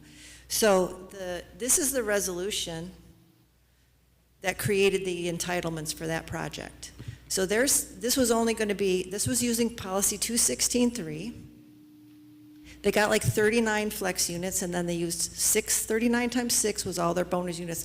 They were going to do 263 units, with the majority of which were market rate units, which is what we're trying to attract into these areas where we have concentrations of poverty. Still, we get some moderate income units to balance out all the low and very low that are around that area. So what they're trying to do is cut a hole in the deconcentration of poverty circles and put another tax credit project in there, even though they're already within a, you see how big these circles are. We've got some feedback issues. Hello? Anybody in the back? Hello? See Ms. King walking back there to let them know we've got an issue. Sandra, Thank you. Sandra's on it. Okay. Go ahead. If you look at the yellow circles, you see how much bigger they look than the red circles? That's because there's so many, there's 16 tax credit projects in the Northwest. 16. So when you put all those circles together. Hello? We're working on it, sir. Okay, work fast. And anyway, the 2050 project is dead center of those, the biggest part of that circle area. So if we put a tax credit project right in the middle of where we're trying to deconcentrate poverty, we've pretty much negated the whole purpose of the last 2 years approving projects with no more than 50% deed restricted affordable where we already have this concentration. Okay, does it just apply to 2050, or how many other projects would that apply to? Anybody who came in to do an amendment that's already been approved could say, okay, we're not coming in under this law anymore. Because all they talk about is as long as they don't change density. We're not concerned about density. We're giving you a density bonus. So why would we be afraid of density? They're saying, let us come in, change the entitlements for this property. We don't have to use 216.3 because you can't buy out of it. We'll just get all of our flex units from you. You can just give us 100% flex units. We'll do a tax credit project right in the middle of your deconcentration of poverty circles, and you'll be happy. That's what this is about. Okay, thank you, Jean. I've got Vice Mayor next. I've got a couple of questions. Yes, my first question was going to be, where is this located? If it was on main corridor to address the mixed-use situation. In the wording, I just want to verify that I'm correct in thinking. So mixed use, we're defining the non-residential space not as non-residential. We're defining it as non-accessory commercial space. Right, commercial space, yeah. Excellent, because I know it's been a thing we've run into with the mixed use of using what's supposed to be commercial space as leasing offices, and so I just want to make sure we're right, non-accessory for sure. For sure. And then and the other, going with this one, it would concern me is I know we've heard from so many experts, and I've read articles and stuff about how the mixed income housing is more beneficial for people who are in mixed income housing, where if they change their level between affordable to workforce to whichever, it's less disruptive. They can stay within the same complex, et cetera, and make the upward mobility transition more. Right. Mixed income is not something that Pompano Beach invented. This is coming from the federal, from the state, from the county, and from the local. The federal government, HUD, has been promoting mixed income since before the Obama administration. The state uses the Live Local Act. That's mixed income. You only have to do 40% affordable. So they're looking for a mixed income project with Live Local. The county's policies only require 14.3% affordable. 14.3%. That's less than the 15% we require in a land use plan amendment. Our policies are using all those policies, the state policies, the county policies, and then how we're tweaking it for our own city. So we didn't invent this. We're just trying to implement it because the data shows that kids growing up in a mixed income area do better than kids growing up in a cycle of poverty. And that was what the Lambert study said from way back in 2012 when we started looking into this. So I think we're on the right track. We're getting good results, and we should stay the course. Now, when it comes to if the mixed use is going to be going with the grocery store route, do we have more guidelines in effect for that as far as waste removal or just the specific needs of a grocery store?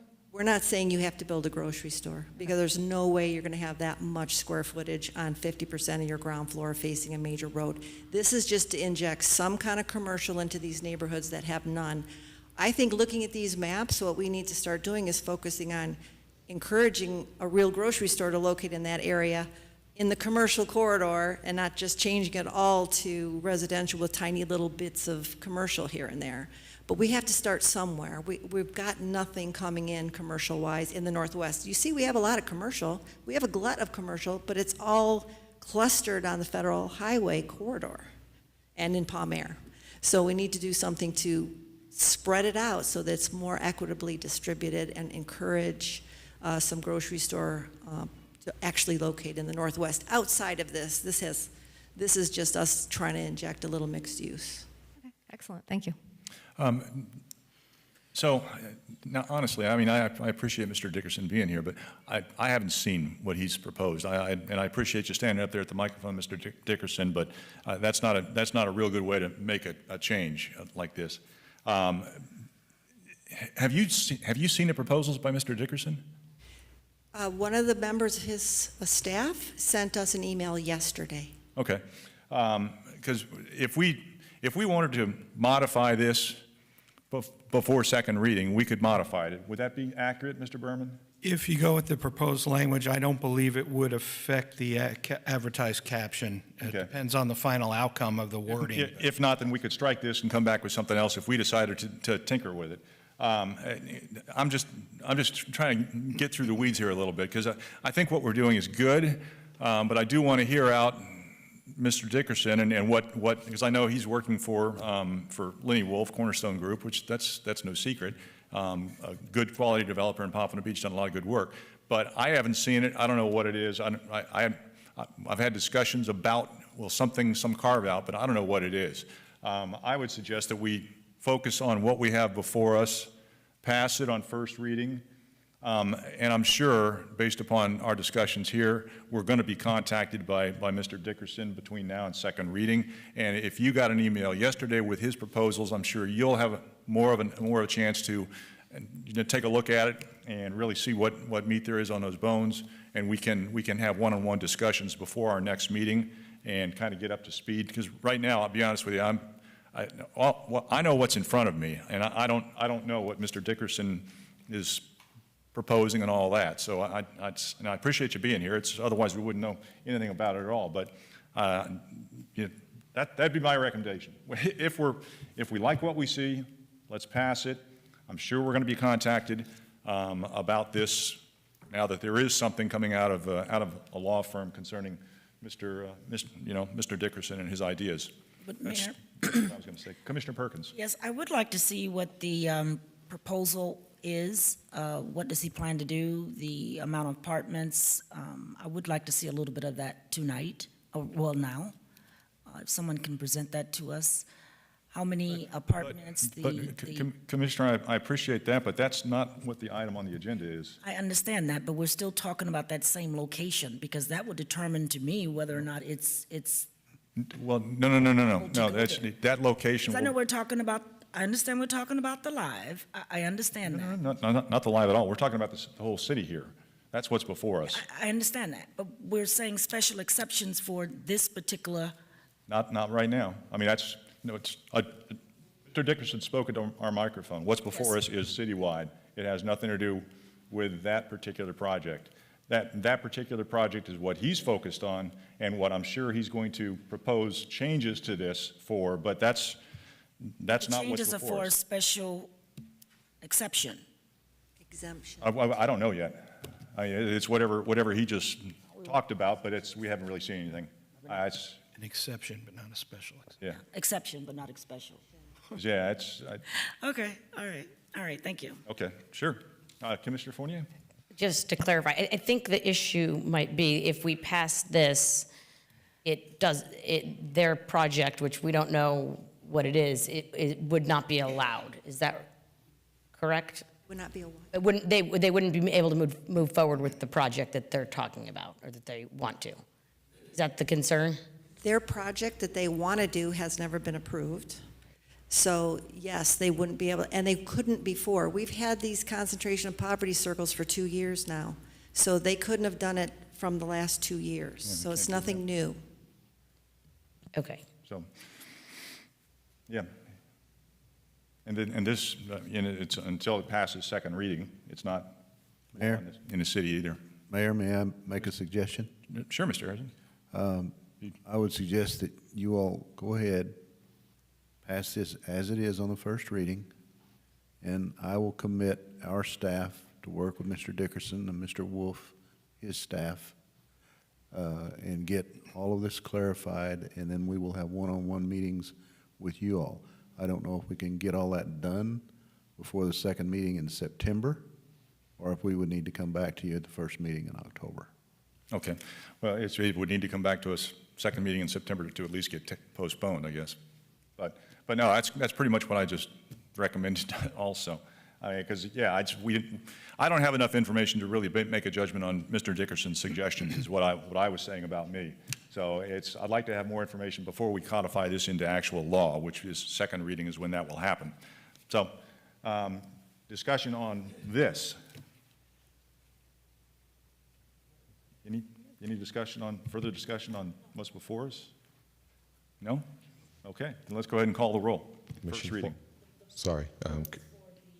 The agenda item. Yeah, it's for the agenda okay. item on first reading. Yes. Which, yeah, it's going to have to come back to us. Second reading, okay. For a second reading, which we should have much more clarity and understanding of what a proposal from the public basically Okay. is on this. Yeah. Got it. See, Call the roll. okay. Commissioner Fournier, Yes. Commissioner Moss, Yes. Commissioner Perkins, Yes. Vice Mayor McGee, Yes. Mayor Harden. Yes, very good. All right, item 22 is the first reading of an ordinance. An ordinance of the City Commission of the City of Pompano Beach, Florida, approving and authorizing the proper city officials to execute an agreement for commission, excuse me, excuse me, I'm sorry, commission artwork between the City of Pompano Beach and Velvet Anvil LLC for the design and fabrication of a seahorse sculpture to be attached to the Lady Luck in Shipwreck Park, providing for severability, providing an effective date. So moved? Seconded. Moved and seconded for discussion. Good afternoon, Mr. Tabing. Good afternoon. Ty Tabing, Cultural Affairs Director. Thank you, Mayor, Vice Mayor, City Commissioners, for the opportunity to speak this afternoon. The project before you is the third round in the underwater garden sculpture program that we have.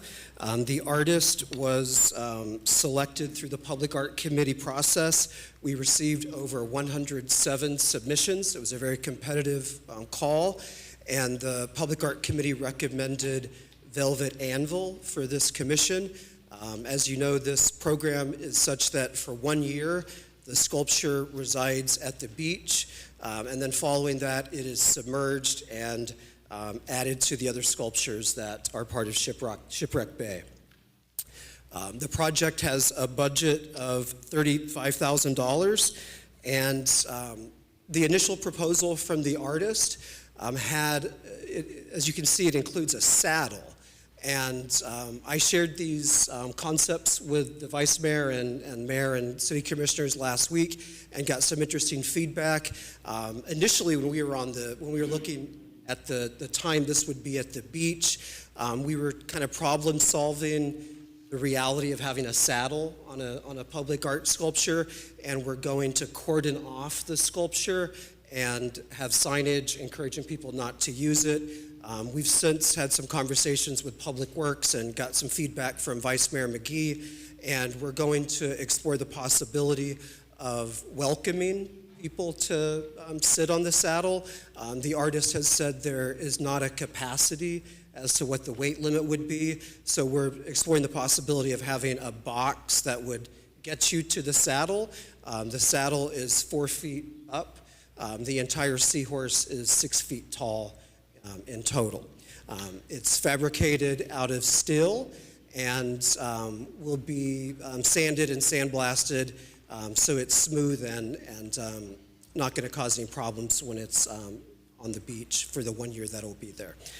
The budget is also included.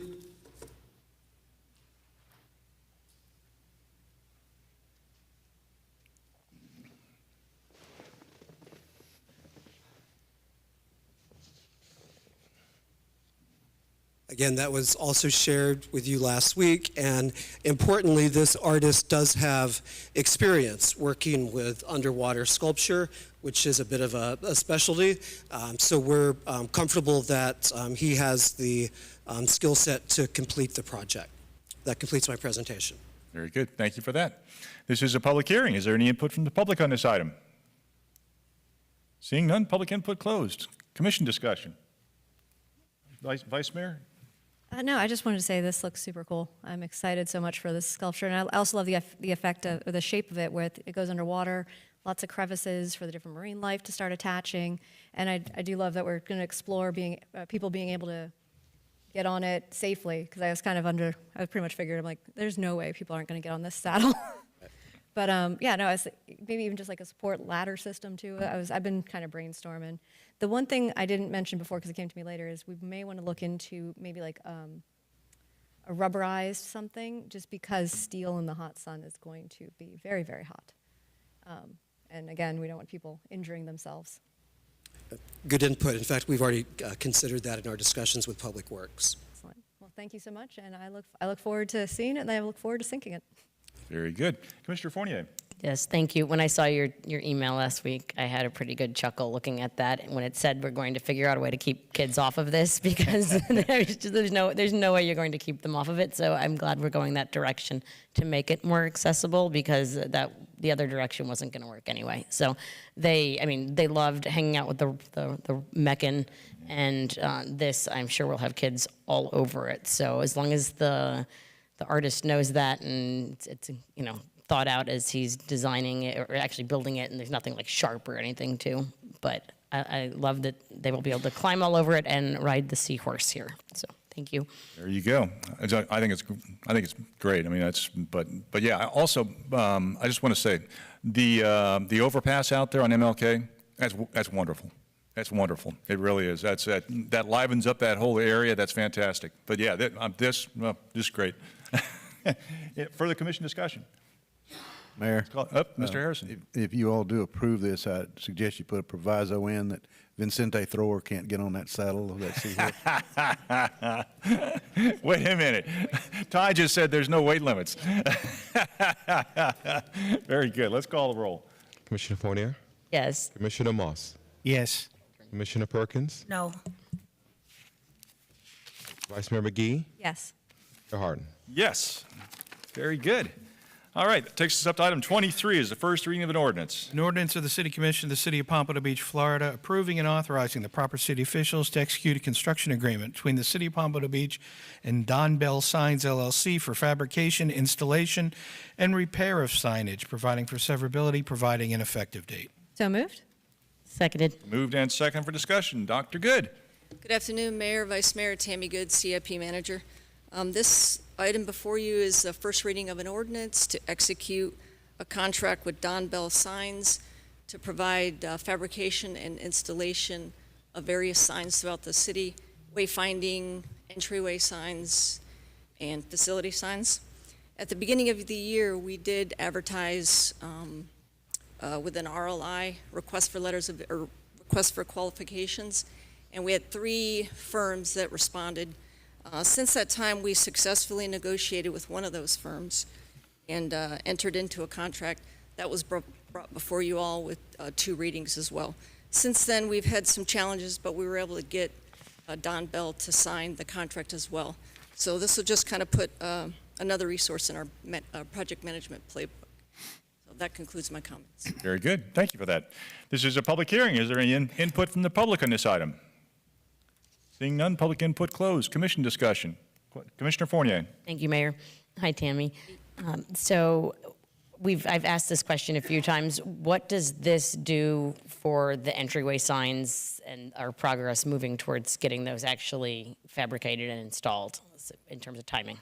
We're already working with the first firm that we executed a contract with back in March. So we have been diligently working on some designs for the entryway signs. And I think we just issued a proposal for the Roy Rogers Park for the facility sign there. So we've been diligently working. Again, this is just going to have another firm that we could work with if, negotiations aren't going so well with the first firm, but right now they are. So there was yet another firm that, unfortunately, we have not been able to execute a contract with. So it's always nice to have just, kind of more tools in your tool belt. Thank you. Yeah, I remember we had a few options, and I was hoping this didn't mean that the other firm, that anything had changed there. Okay. Not at all. Thank you. Very good. Further commission discussion? Seeing none, let's call the roll. Commissioner Fournier? Yes. Commissioner Moss? Yes. Commissioner Perkins? Yes.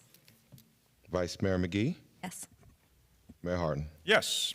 Item 24 is a resolution. Resolution of the City Commission of the City of Pompano Beach, Florida, appointing blank to the Marine Advisory Board of the City of Pompano Beach to fill the unexpired term of Mark Henke, alternate 2, said term to expire on July 1st, 2025, providing an effective date. So moved? Seconded. Moved and second for discussion. Are there any nominations for this item? Yes, Mayor. I've got Commissioner Fournier, then Vice Mayor. I'd like to nominate Alexa Fitch. Alexa Fitch, District 3. Very good. Vice Mayor. I'd like to nominate Hunter Craig. Hunter Craig, District 3. Are there any further nominations for this item? Hearing none, nominations closed. When your name is called, please indicate your selection, either Alexa Fitch or Hunter Craig. Let's go ahead and call the roll. Commissioner Fournier? Lexi Fitch. Commissioner Moss? Hunter Craig. Commissioner Perkins? Alexa Fitch. Vice Mayor McGee? Hunter Craig. Mayor Harden? Hunter Craig. Item 25 is a resolution. Resolution of the City Commission of the City of Pompano Beach, Florida, appointing blank to the Pompano Beach Fire and Firefighters Retirement System of the City of Pompano Beach for a term of 3 years, said term to expire on July 19th, 2027, providing an effective date. So moved? Seconded. Moved and seconded. I'd like to go ahead and nominate David Hall, incumbent. Mayor? Yes. Just for the record, and speaking with the city attorney, this afternoon I sent an email to everyone regarding the change to the expiration date, and in order for it to be recognized for the record, if a motion can be made to accept the change to the resolution caption to reflect the correct expiration date to September 13th. Oh, sorry, September 12th, 2027. That's the expiration date for that appointment. Gotcha. Is there a motion to that effect? I'll make the motion to move the, Amend. to amend the, The expiration date to September 12th, 2027. Very good. Is there a second? Seconded. Very good. On the change in dates, all in favor say aye. Aye. Aye. Opposed? Motion carries unanimous on that change. And as I said, I've nominated David Hall, incumbent. Are there further nominations on this item? Hearing none, all in favor say aye. Aye. Opposed? Motion carries unanimous. Thank you. Item 26 is a resolution. Resolution of the City Commission of the City of Pompano Beach, Florida, appointing blank to the Sand Spurs Advisory Board of the City of Pompano Beach for a term of 3 years. Said term to expire on September 11th, 2027, providing an effective date. So moved? Seconded. Moved and seconded for discussion. I'll go ahead and nominate Todd Weston, the incumbent. Are there any further nominations to this item? Hearing none, nominations closed. All in favor say aye. Aye. Aye. Opposed? Motion carries unanimous. Thank you. Item 27 is a resolution. A resolution of the City Commission of the City of Pompano Beach, Florida, appointing Scott Schoen to the Golf Advisory Board of the City of Pompano Beach as alternate 1 to fill the unexpired term of Corey Stansnesia, said term to expire on July 1st, 2025, providing an effective date. So moved? Seconded. Moved and seconded. And this, Mr. Kervin, this is just normal rotation. Yes. Alternate 1. Very good. Thank you. All in favor say aye. Aye. Opposed? Motion carries unanimous. Thank you. That takes us up to item 28 is a resolution. A resolution of the City Commission of the City of Pompano Beach, Florida, putting blank to the Nuisance Abatement Board of the City of Pompano Beach to fill the unexpired term of Kara Driscoll as alternate 2. Said term to expire on February 28, 2027, providing an effective date. So moved? Seconded. Moved and second for discussion. I'll go ahead and nominate Christine Goodwin, District 3. Any further nominations? Hearing none, nominations closed. All in favor say aye. Aye. Aye. Opposed? Motion carries unanimous. Thank you. All right, that takes us up, ends our regular agenda. Are there any additional audience to be heard? No, Mayor. No, very good. Next scheduled meetings, we've got September 12th, 2024 at 6 p.m. That's a special City Commission EMS Taxing District meeting, followed by September 19th, 2024 at 6 p.m., which is also a special City Commission EMS Taxing District meeting, followed by September 24th, 2024 at 6 p.m., which is a regular City Commission meeting. That takes us up to reports. Mr. Harrison. Yes, sir. So I believe you have at your seats the announcement of the Clean Streets, the next Clean Streets project, the Blanche Ely Sanders Park and Canal Point neighborhoods. That will be on September 19th. Also, at your seats, the dates for public forums that Mr. Berman and Ms. McKenna will be presenting clarifications on what the proposed city charter changes will be, that will be on the ballot November 5th. So that will be at EPAT Larkins on September 18th, 6 p.m. Emmalou Olson Civic Center, September 19th at 6 p.m. and at Herb Skolnick Community Center, October 9th at 7 p.m. And we do have awards this afternoon. Okay. So let's see. Mr. Boudreau. Come on down. Come on down here. And Bozette, others. Amber Barnes and Demi Rivera from Parks and Rec staff. They won several awards. So who wants to take their picture? Who's got the camera? Daniel, there you are. All right.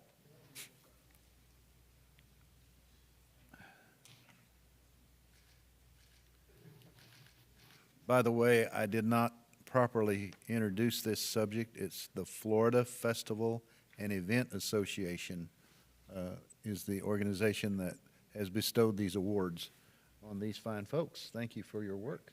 Well, very good. Congratulations. And, What were they for? Cultural, Parks and Recreation. You want to go into the details of what your awards were, Mark? That's okay. Well, no, we're curious. What are the awards for? Look at the award. Tell us, what is it for? For being good.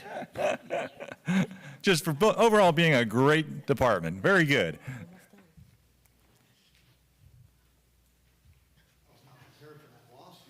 Come on, Mark, you're supposed to have a speech. Mark Boudreau, Recreation Director. So there were a number of awards. As you recall, last year we had 9 awards. We don't have quite as many this year, but we're still proud of the awards. We're still working on the size of them for next year. We're having a little difficulty there. Nonetheless, it's not the size, it's the volume that counts here, all right? So, Bozette, first place children's programming, oh, that was Demi. First place children's programming for Island Breeze Bash event. Very good, yay. First place multi-agency collaboration for Touch a Truck event. Oh, yeah. First place photo op for the Waterworks event. First place banner, well, that's Sandra's. Second place Diversity and Equity Initiative for Caribbean Fest. Very nice. And that does it for our events. Very nice. Congratulations. Right. Thank you. So I would be remiss if I didn't recognize Public Works, Fire, and our police department. So at every event, we ensure the safety of our residents, and without their assistance, our events just wouldn't go off as beautifully as they do. So thank you, guys. Very good. Thank you. Appreciate all your efforts. Thanks, Mark. And they are recognized. Yes. All right, and next group is Cultural Affairs, Ty Tabby. All right, Ty.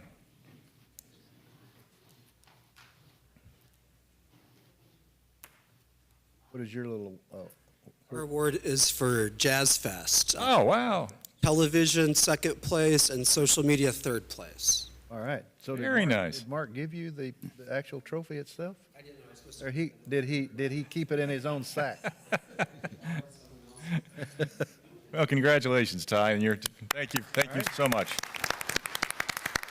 Jazz Fest is definitely becoming a signature event. You bet. And then the next group is Strategic Communications. They have several awards. Come on down, ladies. We got Sandra Keene, Marilyn Oliva, Trish Chappie, Candace Sosa, and Cynthia Espinoza. So Sandra, do you know off the top of your head what each of these individual awards were? I don't know each of them, but I can tell you for the event, it was the drone show. We won 2 awards. And then we won several awards with all of these ladies doing marketing, doing graphic design, doing banners. These are the people that work behind the scenes for all of the events that you see, and they actually got recognized for them. Very good. Congratulations. All right. Thank you, ladies. Pose for Daniel there.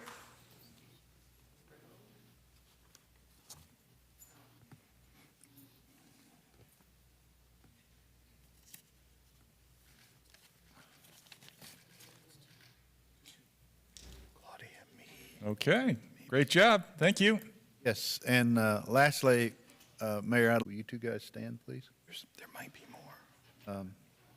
They worked long and hard on deciphering all of the details with regard to this Shot Spotters program, and I just want to make sure that they're recognized and it's on the record. Here. Very good. Thank you for your efforts. Gentlemen. It is appreciated. Okay, and that concludes my report, Mayor. Very good. Thank you, Mr. Harrison. All right, takes us up to City Attorney, Mr. Berman. Thank you, Mayor. I actually had a report, but Mr. Harrison kind of read it all into as part of his report. Thank you. But I have a little bit to add to that. In addition to Wednesday, September 18th, Thursday, the 19th, Friday, the 26th, and Wednesday, October 9th, we're meeting at the Skolnick Center as well, and at the Palm Air United Candidate Forum. I appreciate the information and the assistance with that, Commissioner Moss, because we know there'll be a good turnout there, and it should be an opportunity to talk a little bit. All we're going to do is give some information. We're not pushing one way or the other, but we're going to explain what the process is. But in addition to what Mr. Harrison informed you, there is going to be a notice on our website placed about just some information, an informational description of the proposed charter amendments, and an informational video.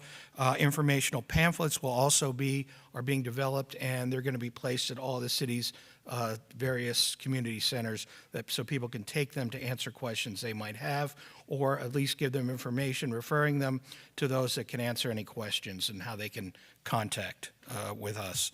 And other than that, thank you. I've got nothing further. Mr. Berman, have you been in contact with Commissioner Segerson-Eaton? I noticed that you don't have anything up at the Bury Center scheduled. We're trying to see if we can get some time there and some available time, and I'm working with Sandra, and I appreciate Sandra King has been very helpful in getting us dates at these Gotcha. Okay, very crowded centers, and that's one of the next places we're trying to set up as well. Okay, Thank you. Very good. Thank you. All right, City Clerk, Mr. Alford. No report. No report. Very good. That takes us up to City Commission. Commissioner Fournier. Thank you, Mayor. I have a few things. First, I want to welcome back all Pompano Beach students to school. Last week, I had a great Zoom with 6 principals of Pompano Beach Public Schools, and we talked about ways the city can help support the schools and the local students. We did Student Government Day last year, and they're really looking forward to doing that again this year. So I will be in touch about coordinating that and getting some of these local middle school and high school students into our chambers and into our city hall so they can learn more about city government. Everyone I think knows I feel strongly about supporting and improving our local schools. I was happy to see Broward County is an A school district. In Pompano Beach, we have all A, B, and C schools now, which is an improvement, but we still have quite a few elementary schools that are C schools. So I continue to be in touch with school board members and the principals about ways to improve our Pompano Beach schools and anything we can do as a city to help partner with them. That's the first thing. The second thing I want to ask the city manager about is paving in Garden Isles and Cypress Harbor. I know you're getting a lot of emails from me about this, and that's because I'm getting a lot of questions about it. And for some reason, the roads are looking worse than they were even, a year or two ago. So we've paved part, and maybe it's because we paved part of the neighborhood, but not all of the neighborhood, which is, I think, maybe not the best strategic plan going forward. But we discussed this in the budget session, and I think we all agree that our roads, when they look nicer and we have paved neighborhoods, people feel better about where they live. So I would like to understand, there's 2 sections left in Garden Isle, Cypress Harbor that are slated for paving in, I think, the last 2 years of the plan. So it goes out to 2028. I'd like to understand the cost and the ability to accelerate that, just what it would take, and see if we can explore any kind of other funding. I know we saw an email about some federal funds that might be available. So can we really actively look into that? Because for some reason, I'm getting multiple text calls, a week, maybe more than multiple. I've had like half a dozen in the last week about our streets. So it seems to be an increasing issue of concern for people. So third, I have my community meeting this month, like I always do at the American Legion. This month, we are moving it from the fourth Wednesday to the third Wednesday. And that is to accommodate the schedule of Senator Pizzo, who is joining me at our community meeting next Wednesday, September 18th at 7 p.m. at the American Legion. As always, our District 3 community meetings are open to anyone in the city, so we will be talking about, insurance, condo legislation, reserves, similar topics to what were discussed when Senator Pizzo was out at Skolnick Center with Barry Moss. We'll probably talk more about short-term rentals and priorities for the upcoming legislative session. So anyone in the city is always welcome at my Legion meetings. It's at 7 p.m. September 18th, next Wednesday. I will be joined by Senator Pizzo. Tomorrow, we have a 9/11 memorial ceremony. It was a great event last year. I hope we see more residents out there. It's one of those moments that when you live through it, you just can't forget, and the heroes and how that day changed our country and our lives. So it's at Founders Park at 6 p.m. tomorrow, and I hope to see more members of the public out there. And then lastly, I've also sent a bunch of emails on this topic, but I have serious concerns about House Bill 1365. It was mentioned during audience to be heard. I know the sheriff came out and said that he will not be accepting arrests for municipal ordinances starting October 1st when this law goes into effect. So that puts us in a difficult situation with where to take people. And I know we don't use jails as a first resort. We have lots of options. We have our civil citations, we have our community court. But when I have done ride-alongs with our homeless outreach team, there have been times when it was necessary to arrest people who were in contempt of these community court citations. So I know Fort Lauderdale's talked about this. We are the other city in Broward County that has a homeless shelter, and we bear a disproportionate burden of this problem relative to Western cities. So the state blessed us with this bill, but no funding.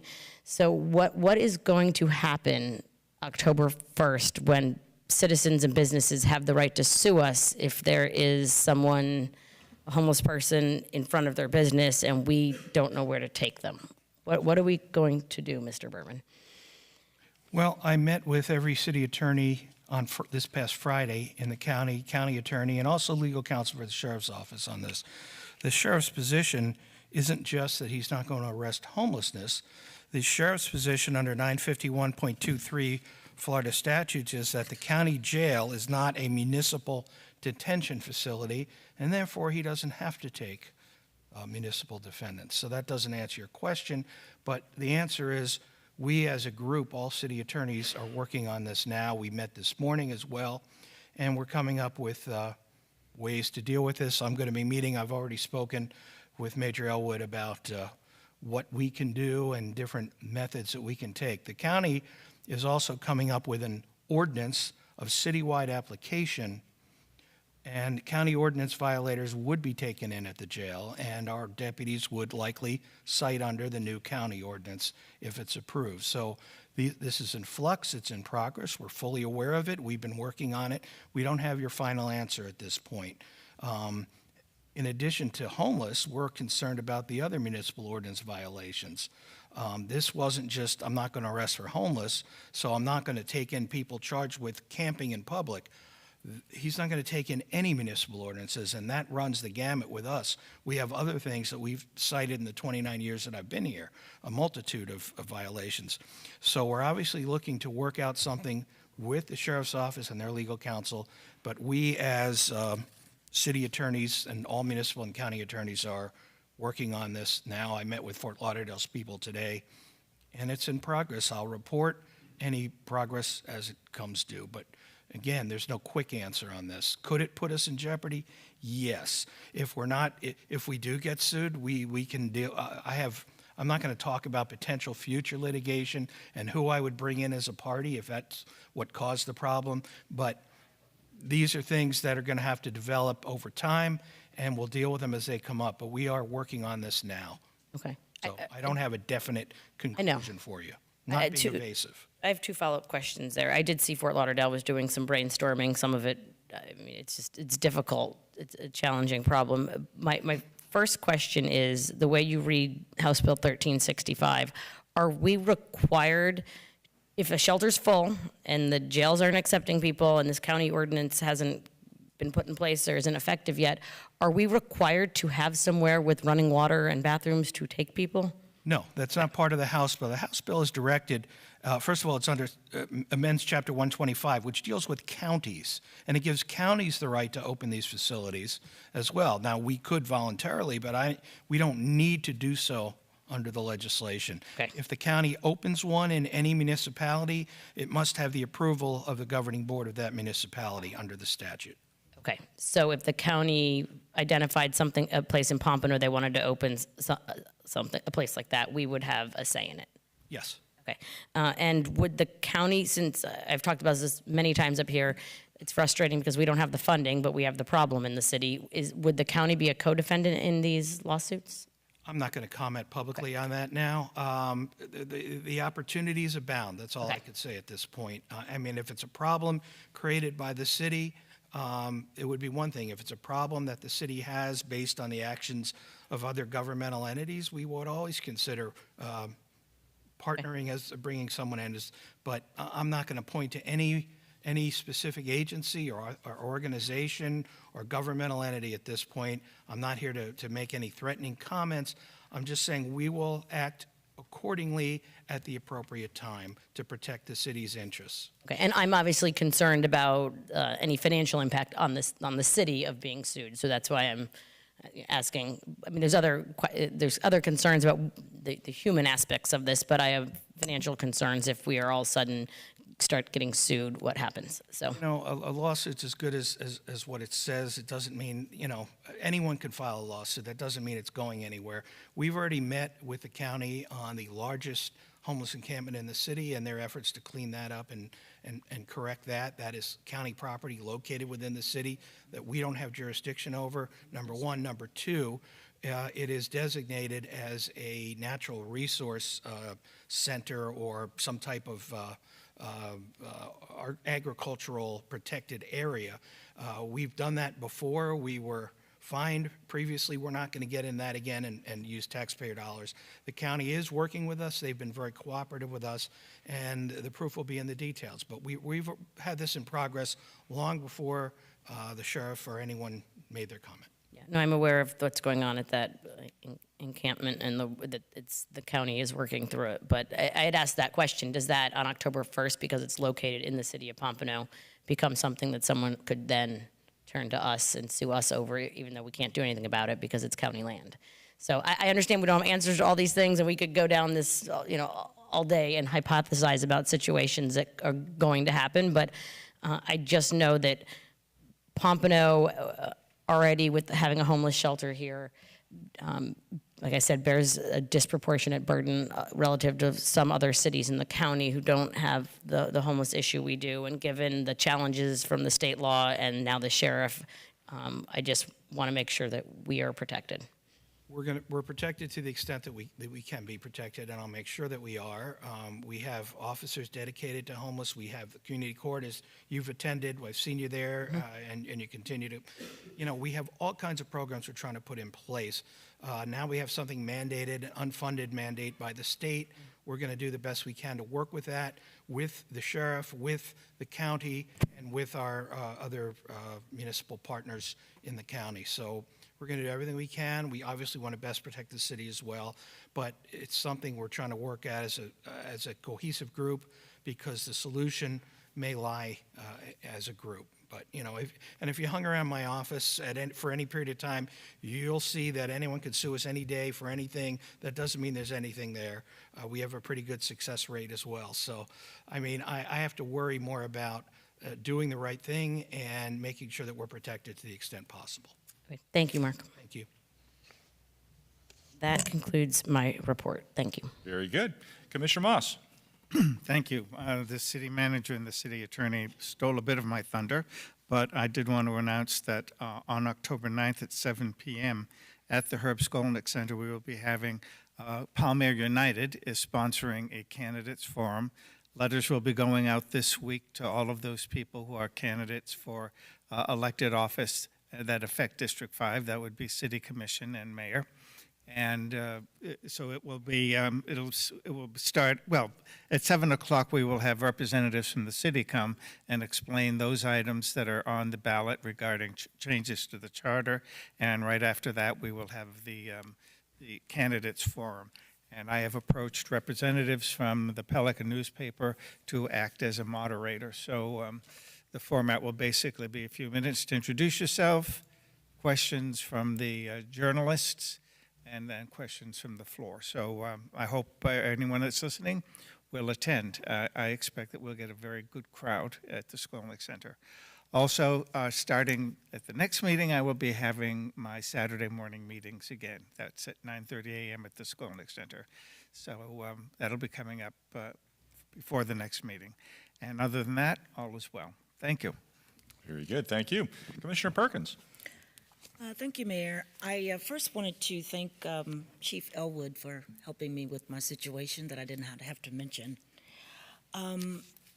The second thing I have is I wanted to mention to those in my district that live near the Blanche Ely Sanders Park and Canal Point neighborhoods about the Clean Streets that's coming up on September 19th. So put all your litter and things near the corner, and it will be picked up on the 19th, and I'll place it also on my Facebook page. Lastly, I wanted to mention to the city manager, if we could possibly consider putting together maybe a master calendar for the city so that the events that we're having are not coinciding with another event. I know it's hard to book at the E. Pat Larkin Center. That's why we're waiting patiently to start having events at the Senior Activity Center. But in the process of this, we have September 18th, the city charter changes, and I know it's difficult, Sandra King, to get meetings there, but I've been encouraging people on the 18th to meet me in Coconut Creek, you know, for the schools, redefining our schools on the same date, same time. But had I known about this ahead of time, then I could have said, okay, we're just going to revert that and come back to E. Pat Larkin Center.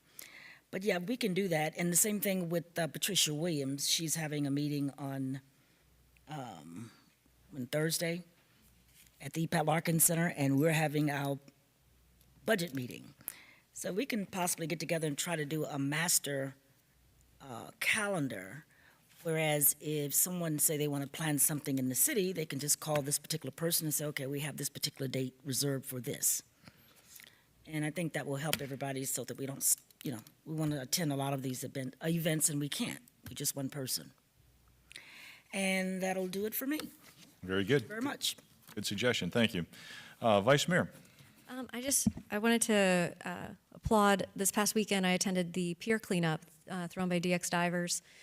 For Ocean was there. I know Dan sponsored. Pompano Beach Exchange Club. There's a bunch of different vendors who all came out to help. You know, we had divers, snorkelers, topside, then sorters going through the trash and really, you know, making a difference. You could have, if you watch, I guess, the backlogged pier camera video, you can even see some of the divers interacting with their camera underwater. So it was a great event, and you know, annual one that they do. So hopefully next year we can get it more exposed and excited and market it up because it was a really fun day. Also wanted to thank Buildings and Grounds, Parks and Rec, the new Pier Park playground is getting a lot of great attention. The kids love it, the parents love it. The slides look fabulous. So thank you so much for putting that in. And I also want to just make the note that we had heard from a few residents that with the new exercise equipment that we were lacking a pull-up bar, so that is coming. It's en route and coming soon. So just a few more days, I think, for that one. You can do your strength training. And then also just announcing that this Friday is Music Under the Stars on the Great Lawn. So come on out and enjoy some music. Hopefully the weather's great. Very good. Thank you for all that. I just got a few things really. First, I just want to compliment the city and everybody involved with Wahoo Bay. That spot has been getting some great press, great PR. They've got kids going up there, experiencing the water. It's really a tremendous asset for the entire area, not just the city of Pompano Beach, but it's a great thing. I'm so happy that we have that in the city of Pompano Beach. Also, I want to thank Assistant City Manager Earl Bosworth. He and I went out to visit with the Charles Drew Resource Center last week and to talk with them and see how we could partner with their school and help with resources, any resources we have. So thank you for that. Also, we've got at Sanders Park. I know I'm going to be out there shortly. I can't remember what the date is, but for their election. So that they're doing the mock election. Well, it's not a mock election. It's actually for student government.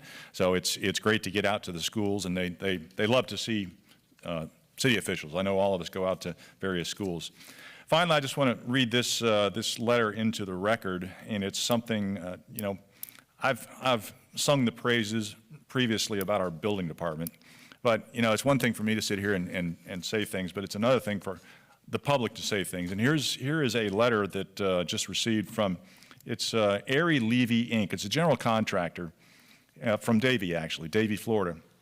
And it says, Dear building official, I've been a state licensed residential and general contractor since 1995, and I've worked with the building departments in the Tri-County area since licensed. My first opportunity to apply for a permit with the City of Pompano Beach Building Department was with permit 24-0 whatever. It's in 2024. I would like to personally thank your staff for their professionalism from the front desk to drop off the plans, to the plans coordinator, David Kiercia, and all of the plans examiners and building inspectors involved with this project. I found your department run with efficiency and coordination. Be proud of your team. They deserve a pat on the back from an old timer. I just want to publicly put that out there. Thank you to our building department. I know Mike Rada, our chief building official, he has been working long and hard to make our department. I mean, look, nobody likes rules, but we all have to follow rules, especially in building and zoning and things like that. But when you get letters like that from unsolicited from folks out there, that just validates that we are doing a lot of things right. And thank you for that, Mr. Harrison. And with that, I'll close the meeting. Very good. This meeting is adjourned. Thank you.